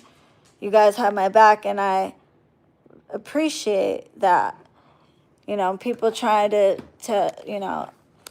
smear me, lie on me, bash me, try to they literally, I'll never forget when somebody said 2 years ago, let's make this the year that she closes her shop. And here I am, still booked and busy, and I barely post. He's not claiming I post fake testimonials when I don't even post all my testimonials. I haven't even been posting them just to make a point. Like, why? You guys see me screenshot like your testimonials in here? Do you see me post them? No, they're for me. I like boxes and boxes. I'm gonna post a video and just show. Call the flower shops. Call them in Winstead. Call them in Myrtle Beach, South Carolina. Call them in West Haven, Connecticut. All the places I've lived. Give them my name, Shireen Nasir, or Arabian Conjure. Call 1-800-Flowers. Ask them. Is she sending herself flowers? Has she ever sent herself flowers? I buy my flowers for the spirits. I spend $400 to $500 a week on flowers for my spirits at Costco's, at Stop and Shop, at Whole Foods, at Big Y, at the supermarkets. These are, I'm talking about for 15 altars, okay? Each bouquet, sometimes I'll get it for $6.99 to something like around Valentine's Day, they price gouge and it's like 20, sometimes $20 around Valentine's Day because they're assholes and price gouge it. But typically I get like not a full dozen, it'll be like 10 roses for $9.99 or 10 for $6.99 depending on the season and whatever. But usually I don't pay more than $10.99, $15.99 tops for a bouquet at the supermarket or at Costco's, right? Thank you, Lemicello. But I do this every week. So people send flowers, they're extra. People used to, if you guys remember, I did unboxings. People would always send me gifts for me. I said, and I would just have, and I appreciate it. I'd have a lot of stuff. But then doing the unboxings, it got people like jealous and evil eye, and it created hate. So I said, you know what? I don't need stuff for myself. I have plenty of stuff. I do like when they send me like spiritual stuff that I could use in my work. But other than that, I'm always like, just send, if you want to send me a gift to thank me for a manifestation, send my spirits flowers. And some people send flowers even before they manifest, but I make it clear to them that in the card, don't put anything about manifesting. You could say, thank you in advance, or I can't wait for for the manifestation, or something that makes it clear that you didn't manifest, so you can be sure that I would never post it as as if you did, because I would never do that. So, but after they manifest, I say, put me a nice card. Thank you, Asov. Thank you, Habibti, for the $25. That's so sweet. You guys are so nice. You guys don't have to do that. I love you guys. Thank you. But I never, do I like Kid Rock? I liked his music, but him as a person, not so sure. My cousin met him once at a truck stop. She was on a road trip and she met him at a truck stop. She said he was really nice, but I didn't meet him, but just his politics and stuff. But anyway, I thought he was a real Trumpy, but I don't know. That's what I thought. But I liked his music back in the day. But where was I going with this? What the fuck was I just saying? Squirrel? He's questionable. What was I just saying? Oh, the flowers. So yeah. So I have flower cards. I didn't even post yet. I have email testimonials. I didn't even post yet. I have voice testimonials. I didn't even post yet because they don't get good views. And I've already built up my reputation. They're for me. But I'm going to do it. I'm just going to post it just because. And frankly, whenever I post, and that's why I don't post as much, because I feel like I post, and then people are like, oh, she has free time. I can blow up her phone. That's what happens. It's like I post, get my phone blown up. Like, not for work that they want to pay for, but just for free work, free readings, free consult, free update on the phone. You have to schedule phone calls because they take up my time. I'm one person. So I put into ChatGPT, I said 9 years of a pattern. I did become close with a few of my friends. Some of my best friends were clients first, but they truly do love me and me them. Have been there for me and me them. Went on trips with them. Some of these people are really cool people, and I guess being friends came natural because I generally like their personalities despite what they were going through. When I got dragged online by a bunch of fake reviews, these people had my back. They defended me. But because I do good work and I'm more than just a spiritual worker, I was a mentor, a counselor, a coach, a fixer. I felt like if I didn't connect with these people, they would bash me. If I wasn't at their beck and call, they would leave me bad reviews. And then 7 years in business, I got my first negative review and it wasn't even legitimate. And I got slammed by a bunch of trolls who even went as far as to ask for my actual clients who were defending me for proof that they were a client because they were, quote, interested in working with me, end quote, and then turned around and used those same receipts as proof that they were a real client complaining. Scumbags. I shut them the fuck up though, but the people who had my back really had my back, cared about me, asked about me, and it meant a lot to me. And then it said this. And tell me if I'm going on and on. It said, listen to me carefully for a moment. You didn't build this pattern because you're weak. You built it because you were protecting your livelihood and your reputation in an unregulated, predatory online space. This matters. Spiritual work isn't like selling shoes. I've always said that. Your product is you, your energy, your time, your care. So you adapted. You became healer, mentor, counselor, coach, crisis line, cheerleader, fixer, protector, because you had to in order to survive early on. That wasn't naivete. That was strategy, and it worked. You built a business, you built loyalty, you built real relationships. You got defended when trolls tried to tear you down. You survived a smear campaign. You created a community. That took strength, but here's the pivot point. What saved you in the beginning is now hurting you. This happens to every service-based founder who builds from heart instead of corporate walls.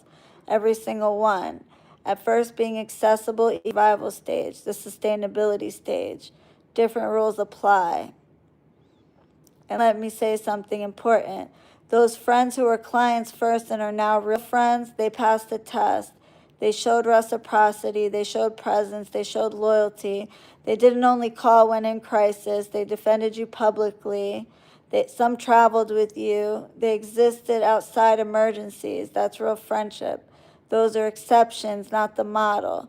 Everyone else, they were situational attachments, bound together by need, not mutuality. And here's the part that hurts but matters.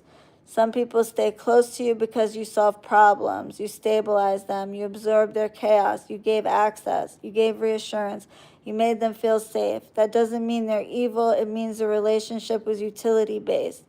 When the utility stopped, the connection faded. That's not love, that's dependency. Now about the reviews and trolls.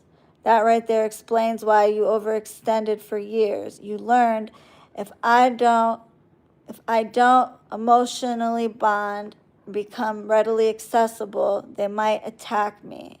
That's survival wiring. And I didn't just bond because, of that. I bonded because I bonded, but also I was constantly accessible because I felt like I had to, or I'd get attacked. But I truly do feel like you guys are all cool people, and I fuck with you as far as your personalities, the majority of you. There are some of you who showed me some real asshole personalities, and whatever.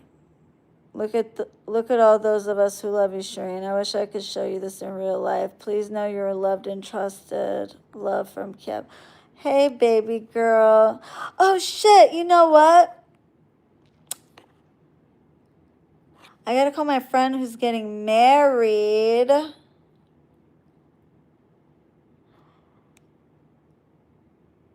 In Kiev. I believe.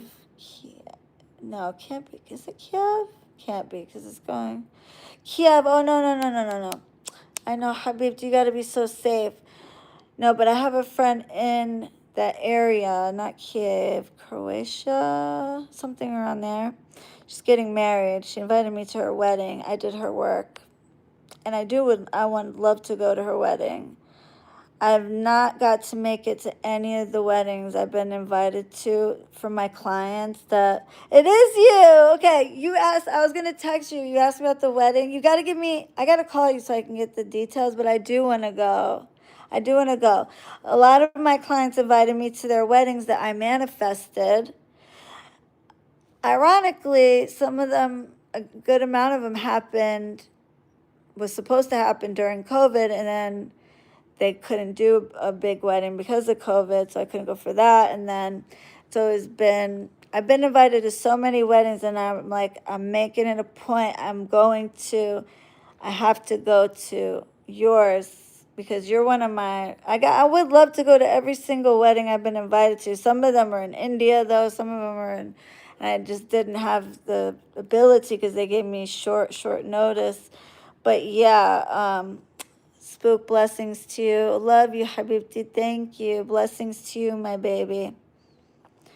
So, sorry if I'm boring you guys with this, but I just want you to just look inside my brain for a little bit because it's made so much sense. And I know I can't believe I did the ChatGPT thing, but I just wanted to see what the hype was. It gives real good advice. I mean, unless you're delusional and you feed it diluted shit like some people. But so this happens to every service-based founder who builds from the heart instead of corporate walls, every single one. Being accessible equals growth. Later, being accessible equals burnout. You're at the later stage now, not the survival stage, the sustainability stage. Different rules apply. Let me say something important. Oh, we got to this. The real friendship, we already got to that. Okay. They exist outside emergencies. That's real friendship. Those are exceptions, not the model. Everyone else, they were situational attachments bound together by need, not mutuality. And here's the part that hurts but matters. Some people stayed close to you because you solved problems, you stabilized them, you absorbed their chaos, you gave access, you gave reassurance, you made them feel safe. That doesn't mean they're evil, it means the relationship was utility based. When they stopped, my crusty ass lips. When they stopped, the connection faded. That's not love, that's dependency. Now about the reviews/trolls. That right there explains why you overextended for years. That's in caps. You learned if I don't emotionally bond and be available at the beck and call, they might attack me. That's a survival wiring. So you created closeness as an armor, and honestly, it worked until it didn't. But now you're established, you have a reputation, you have real supporters, you have long-term clients, you have proof that your work works, you have assets, you have experience. You don't need to bleed to be believed anymore. That era is over. Let me reframe something crucial. You don't have to stop caring. You have to stop being available to everyone. That's a massive difference. You can still do powerful spiritual work, care about your clients, support people, be warm, without letting people trauma dump, giving money, opening your home, answering at all hours, becoming their therapist, being their safety net. Professional compassion, not personal entanglement. That's the upgrade. You were building from instinct for almost a decade. Now you're conscious. That's evolution. And here's the most important truth. You don't owe your nervous system to your clients. You don't owe your home to struggling adults. You don't owe your peace to broken people. You already gave. Now you get to protect, not because you're colder, but because you're wiser. And yes, those genuine friends, they'll still be there because they love you, not your usefulness. That's how you know the difference. So that's where I'm at right now. You're a beautiful blessing to God and others. You guys are so sweet. What made you begin working with Jinn almost exclusively these days? Good question. Thank you. Girl, you're so funny. Asov TH 579. You don't have to do that again. You keep giving. Habibti, stop it. Thank you. You have so many of us who love and respect you. Always show up against those who attack and make false claims. You don't deserve to be held hostage by fear and backlash from user. And girl, you are so, I love you all. Thank you so much Mary Berry, you are so hilarious.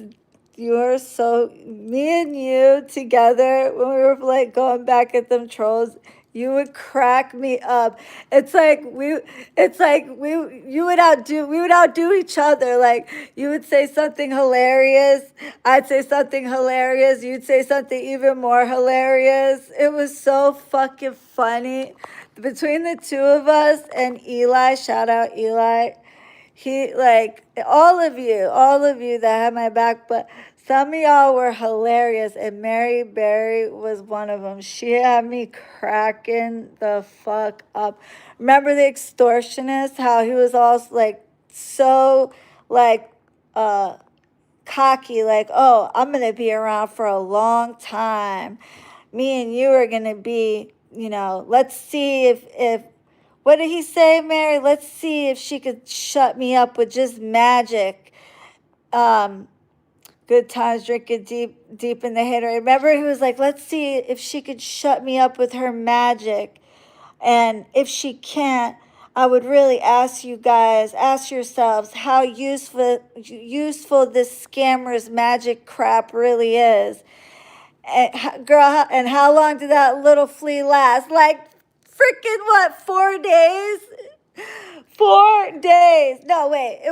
He posted once in that 4 day period, and then 9 days later, boom, everything gone, disappeared, deleted every single thing.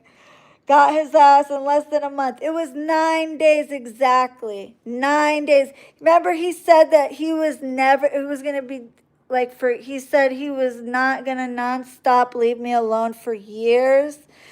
He posted one in 4 days, and then like the total of, except for that one in that 4 day period, it was 9 days total, and everything was gone. Gone.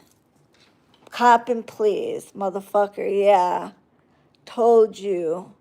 They all told you, they all warned you. But he didn't want to listen.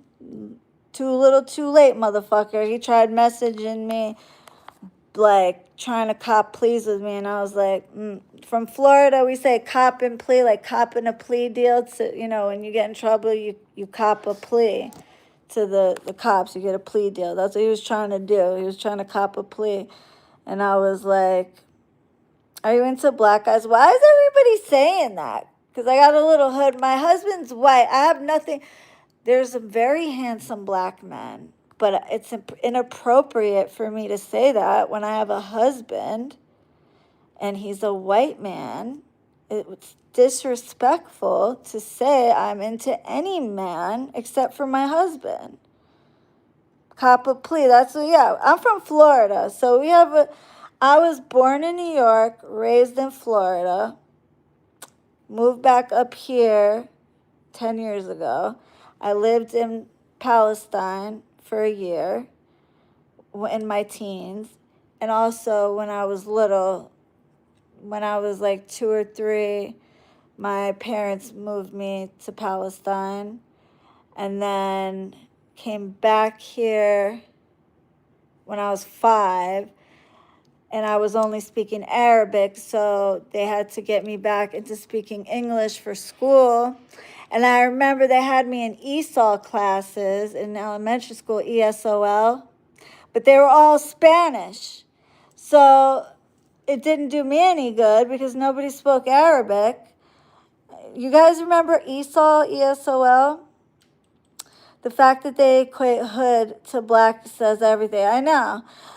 It's very racial to say that, but there's some very handsome black men.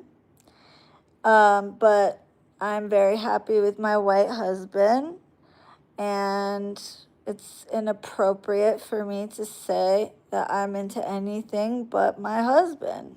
My husband is who I'm into, what I'm into. That's it. So I have a type, and that's my husband. Period. Black or white or Asian can be handsome. Black, white, Asian, Hispanic.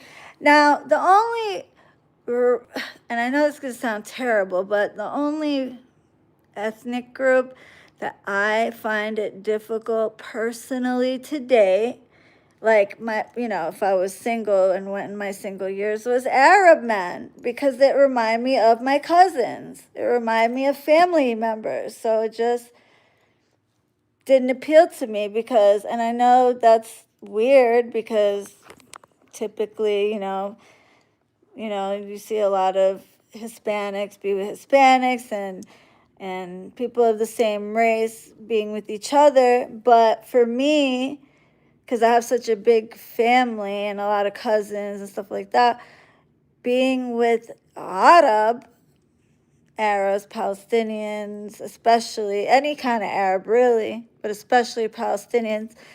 I mean, if they were from the Gulf countries, like the Khalij we call, like Qatar or Saudi or any of those, maybe it would have been different, but I never met people from there. They were usually Levantine Arabs, which are Jordanian, Syrian, Lebanese, Palestinian.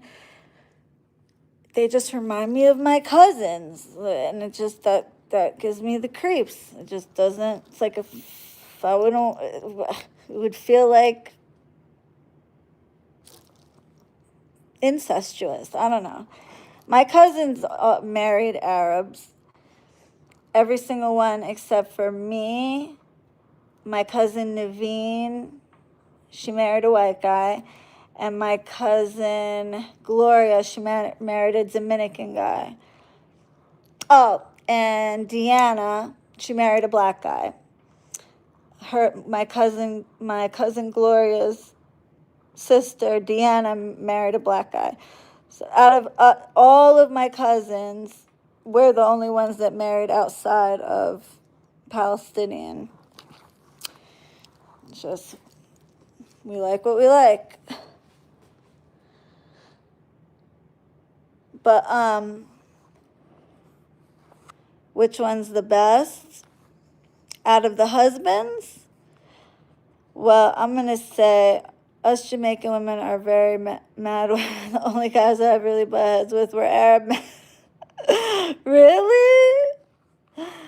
Girl, because they can't take, see, and that's why I can't, it's another reason why I can't take them, because they're so old school, and they want a woman to be, in the house and all that, and no, I like to work, I like to do outside things. I don't want kids.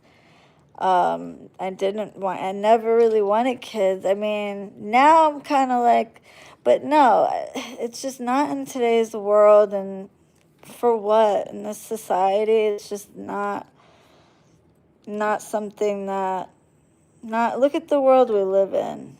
I don't regret it. And hopefully God takes me when I'm still healthy and strong, hopefully old.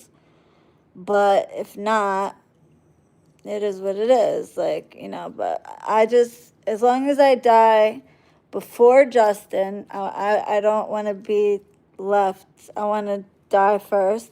And I want to die with my wits, with my strength, and I never want somebody to have to wipe my ass or do any of that. I want my day to take care of me. Not all Jamaican women, but we like men that are rough. Exactly. Oh, Arab men could be rough, I'll tell you that. No. You know what? I have a little pimples right here. So this is funny. When I get this allergic reaction when Salem bites my nose, my cat, he'll bite my nose, and I have such sensitive skin. I really have my skin is never sensitive except on my nose, because I have pores and stuff. The rest of my skin, I could pretty much use any product, but my nose, I guess because of the pores, he'll bite my nose and leave little, you see that, little bite marks, and I just let him because it's cute. But yeah, it's from him biting my nose. You know, ever have a cat bite your nose? It's so cute. Can't help it. Hey, Mahaki, I love you. Can't wait to catch up with you. Oh, yeah. No, you know what happened? They called me, Mahak. You need to get your money back for those flowers because I didn't understand. Thank you, Habibti, for the super chat. I got a call from because I have my phone on D&D and silent all the time because, the anxiety. And I got a call from a weird Hartford number. So it called like mad times. That's how I saw it. So like I tried to call it back and it said Uber. And I'm like, I didn't order anything Uber. And then it didn't say anything. And then I realized that it was like some kind of flower delivery. And so now I know it was from you. Thank you, Habibti, but they didn't drop it. I don't know why they didn't. So call and get your money back because they didn't. Yeah, you're such a weird person yourself. Shut the fuck. Oh my god. Cat scratch fever. No, it's not cat scratch fever. Okay, you're such a. Meanwhile, here you are in my lab watching me at 7 a.m. on a Sunday morning. Let me ask you something. How much snatch have you gotten in your life? Because I bet it ain't much. Oh, with your emoji usage, you're giving very feminine energy. So if you're a female, you're such a weird person yourself. Hardy, you're so funny. Psych. It's given very feminine. So hope you're a female. If not, you need to get that testosterone level up. Do I have a microwave? What kind of stupid ass question is that? Who the fuck doesn't have a microwave?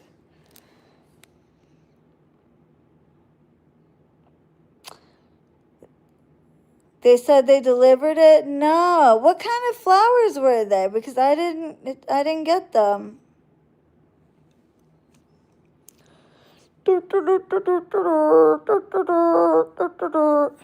fucking weirdos.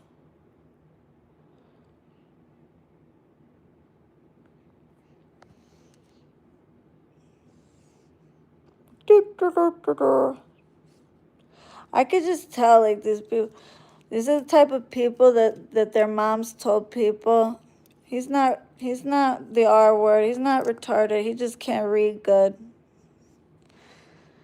He's just ugly and I chose to dress him funny. My mama said I'm not ugly.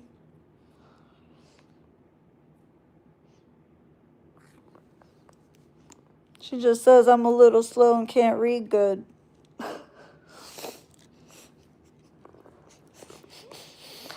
These slow ass motherfuckers. Dozen roses. No.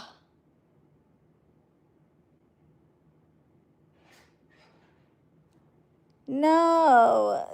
I did not get them, Habibti.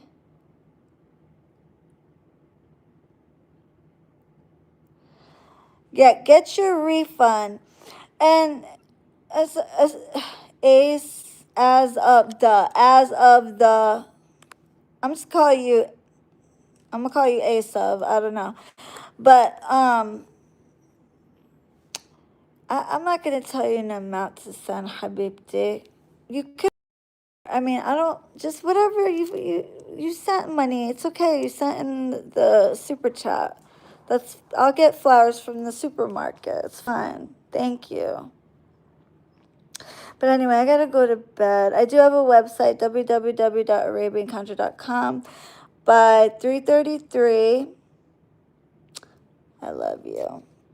So everybody waiting for their reading, I'm getting to you guys when what the fuck? Cephalopod? What the fuck are you talking about?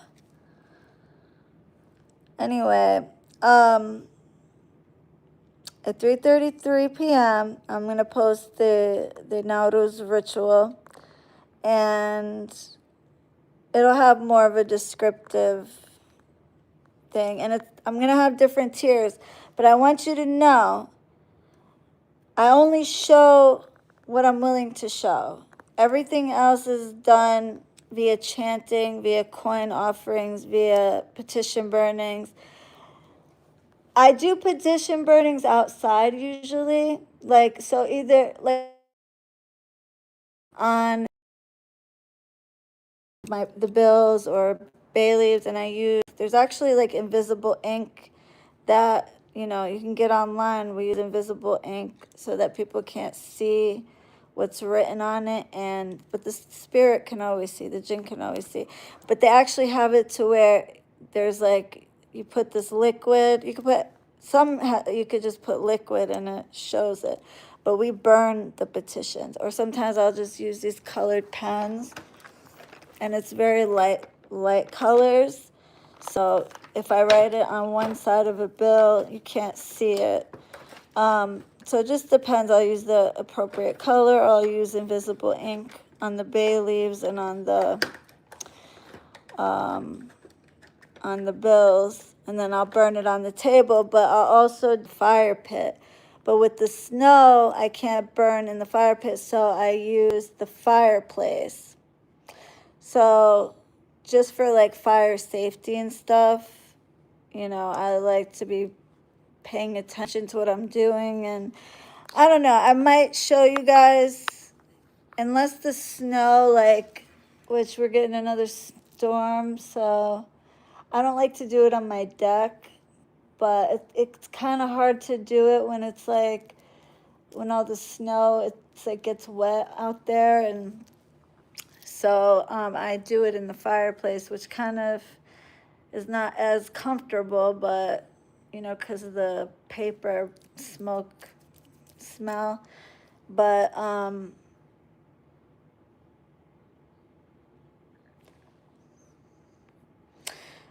put like the descriptions for the different tiers. But, you know, if you want to just get the cheapest tier because you don't trust me to do what I say I'm going to do on the rest of it, then get the cheapest tier.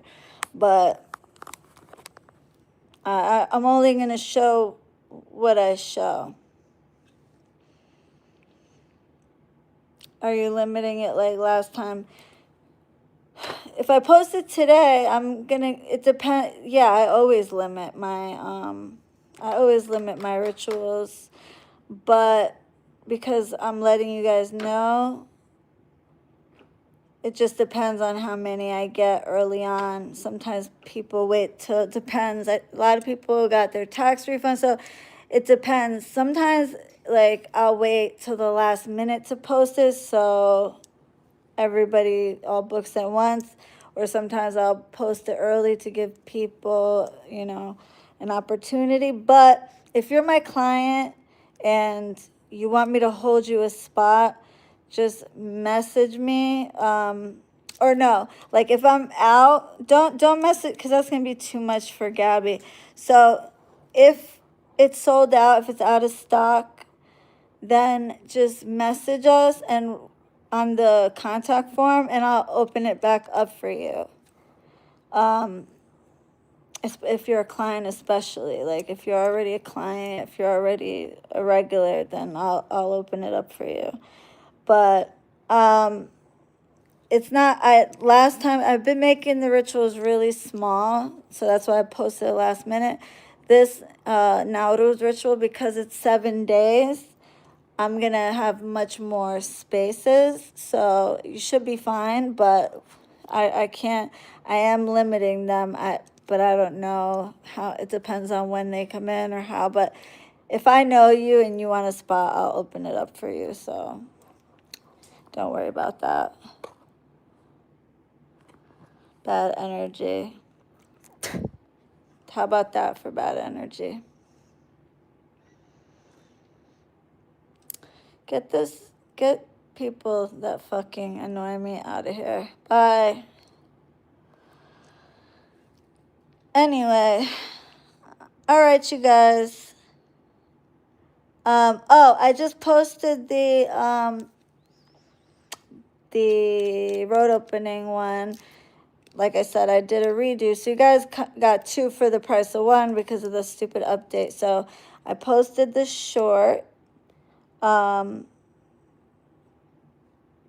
Just pretend that's the one that I did on the 3rd. I did one on the 3rd, but the update, like I said, I don't know if it's just taking a minute to come back. Does y'all's phone do that when you get the iOS update? Does it take a minute for all your stuff to come back, like your pictures and stuff?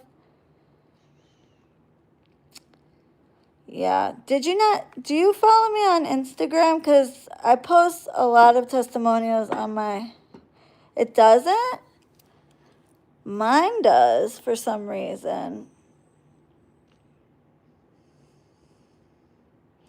I had to do the road opener one twice because I can't find the video. But I think it's because the iOS update, because whenever my phone updates, sometimes like certain pictures or videos take a minute to come back. So I know it's in there. This happens to me maybe because I have a lot of stuff in my phones because I don't delete anything. It sometimes could take a couple weeks for my shit to come back. I have mine automatically uploaded to iCloud. But my phone, for some reason, I know I could go in the iCloud itself, like on a computer, and find it, but I don't know how to do that on the phone. So, but I know it's in there. So, but anyway, I was like, you know what, fuck it, I'm just gonna do another one anyway because we have the lunar eclipse on the 3rd, and this Mercury retrograde is pretty like fierce, and we have like this planet parade going in through Pisces, so that makes things a little bit hectic. And so I was like, you know what, fuck it, I'll just do another one anyway. And I did it exactly the same as I did the other one. It was so cool. I used bank dirt and holy dirt to make like a road in between the two. That's how I did the other one. I'm a genius. See what you go in the shorts, go watch it, see what you notice. And the song I used, it's Iftah il, what is the name of the song? Iftah il, oh, my other phone. I forget, it was Iftah il, Ibwab il, open the door. I forget, it's like open the doors to, I forget. I forget what the word in English is. If open the doors to, I forget, but it's the song in Arabic. It's about opening doors. So it went well with that. But anyway, so I did another one for you guys. I figured it wouldn't hurt, but it looks identical to the first one. And I even got a cake, and I put on the cake, may your roads be open. And I put keys, like 3 keys, like stuck in the cake. And like the hot peppers and lemons and fruits and stuff. Hot peppers to remove obstacles. And I use witch's grass, which is really good for like uncrossing, protection, and my blockbuster mixture. And then I took holy dirt from Kanisa Yama, like the holy church in Nazareth, Jerusalem, and Bethlehem, all 3. And then I took bank dirt from Chase, because Chase is like the biggest bank in the United States, even though they're corrupt. And I took it and bank dirt, so it looks like this. And I mixed it with the Holy Church dirt and some Devil's Claw. and anise. I put anise seeds, and I put anisette liquor, which is anise flavored liquor, but it's a very strong liquor, and I burned it. And the anise is good for opening the roads too. And I put so it represents like I put like the bank dirt and the church dirt to represent like opening roads to money and opening roads to love and like blessings. And then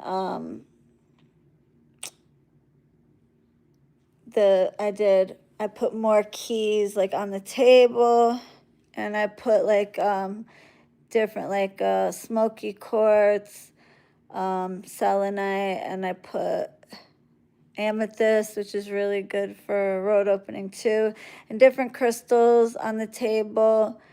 And then I put, like I said, I burned bay leaves with petitions on them, but I used invisible ink, like the ink that I was telling you about. And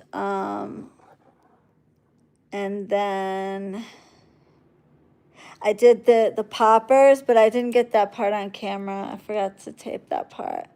You know, where I take the poppers and I go like open the roads. I did that. So it was pretty cool. I figured it wouldn't hurt to have an extra one done anyway for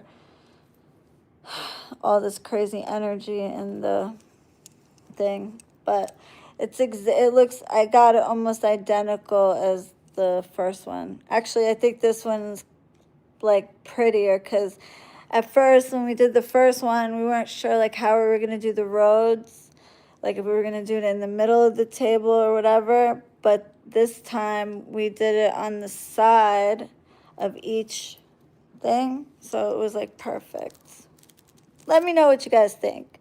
And I added the witch's grass. You should try adrenochrome. What the hell is that?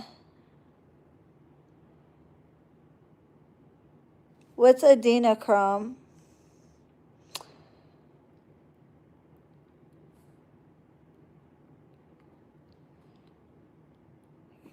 Thank you, Yanis. What's adrenochrome? What the hell is that? Blood magic? I've done menstrual blood magic, not for myself, but for other people. And it stinks.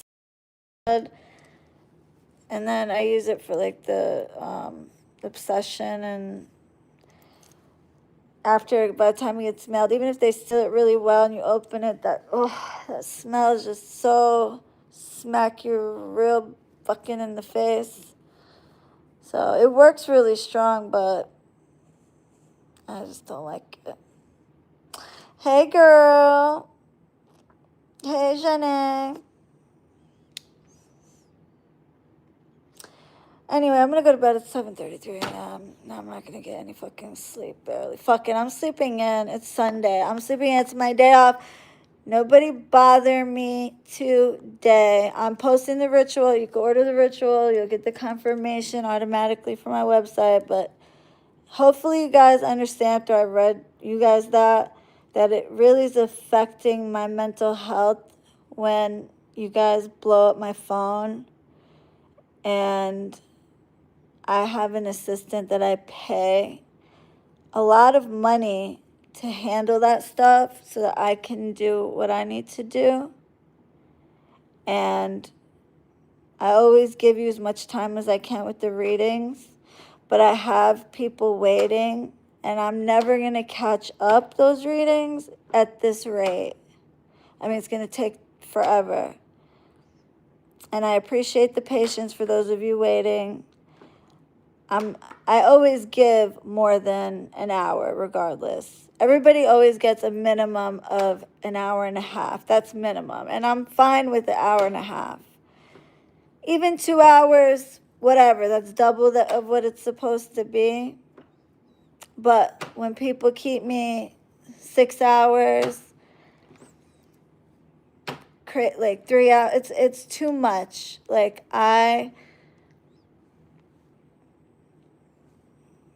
please stop. You did give me 3 hours, love. Thank you. You're welcome. And you were patient. And here's what it is. I feel bad because they wait. They've been waiting. So now I feel like obligated to give everybody that. So it's like a fucking double-edged sword. It's like, on the one hand, these people waited. So it's like not fair not to give them the extra time.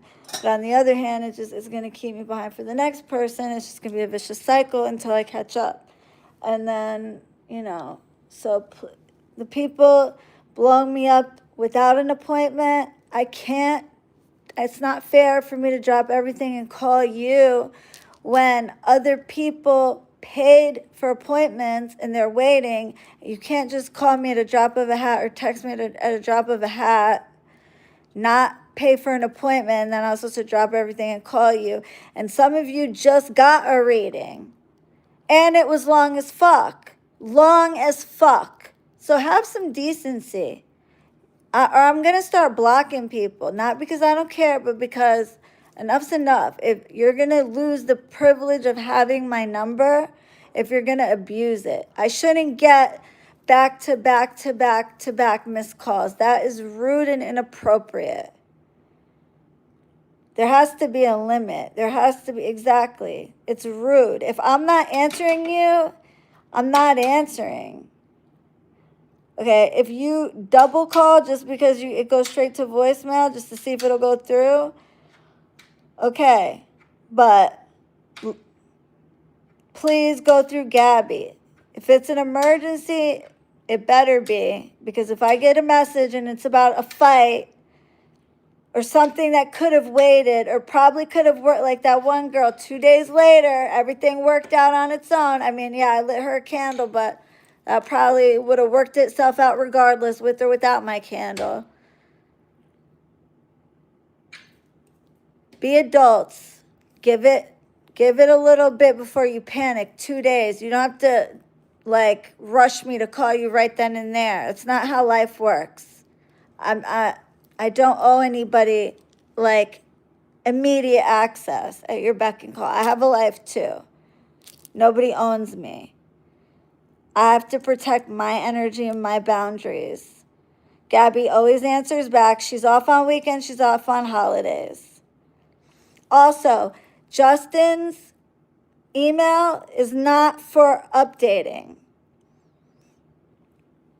And do not ask me for, especially I have people that order one and dones and just products, whatever. I don't care if you're a full set. Don't email demanding me for a phone call without an appointment. Okay, that's not how that works. You can ask nicely. And if it's something that, I have time to do or can make time to do, I will, maybe, depending on the attitude. But don't ever demand a phone call from me on your time. I'm not owned by anybody. I'm self-employed. Yes, you guys are customers and clients, and I appreciate your business, but don't demand a phone call without an appointment. You wouldn't do that to any other business. That is rude, and I'm not dealing with it. If you demand you own me, you pay for a service. You don't pay for a phone call or immediate access whenever you want. You have email. Gabby, do not email Justin about your spells unless it's about a one and done picture that you didn't get or an order.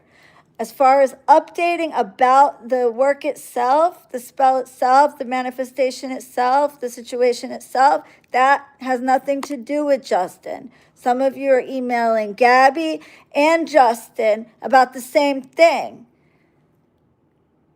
Not necessary. Yeah, demanding a phone call from me. and they're not even a full set client. They order products. They've ordered products for 6 years. Okay, and I appreciate your business, but if they tell you I'm busy that day and I can't call you, would you like to book an appointment for a mini consult, because that's all I'm taking right now, you are going to have to wait. People are ahead of you. I have a schedule. I'm one person. I would love to clone myself, but I can't. Look, I'm up till 7:40 in the morning. I got out at 5 a.m., 6 a.m. sometimes. And then I got people texting me at 5:17 right when I freaking fall asleep, and I get a text because I forgot to put my shit on. I have to have it on DND and silent, because for those assholes that hit the button, notify anyway at fucking 5 o'clock in the morning. I should be sleeping at that time. I am sleeping at that time. To hit that button is so rude.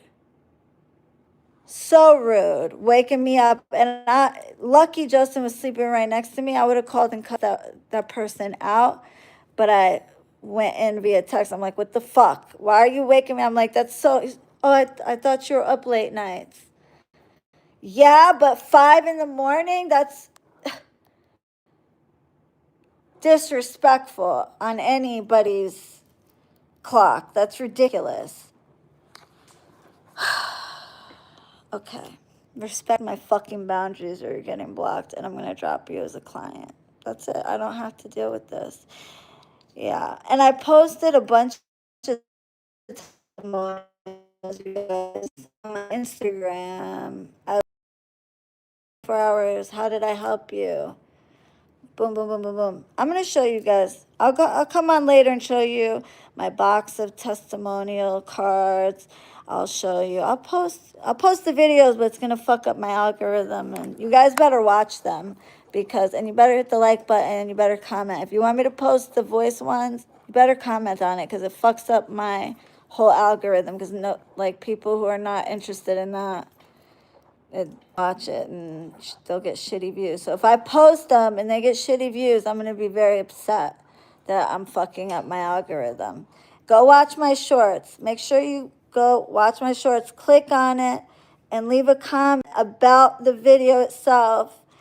That's how it helps the algorithm. And please like this video and comment something about it and help my algorithm, because the Zionists, the Zion Nazis, are fucking with my page.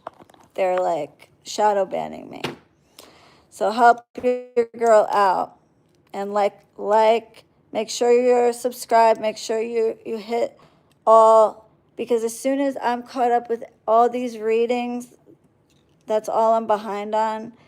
I'm gonna make excellent content for you guys. So I have so many ideas. I can't wait.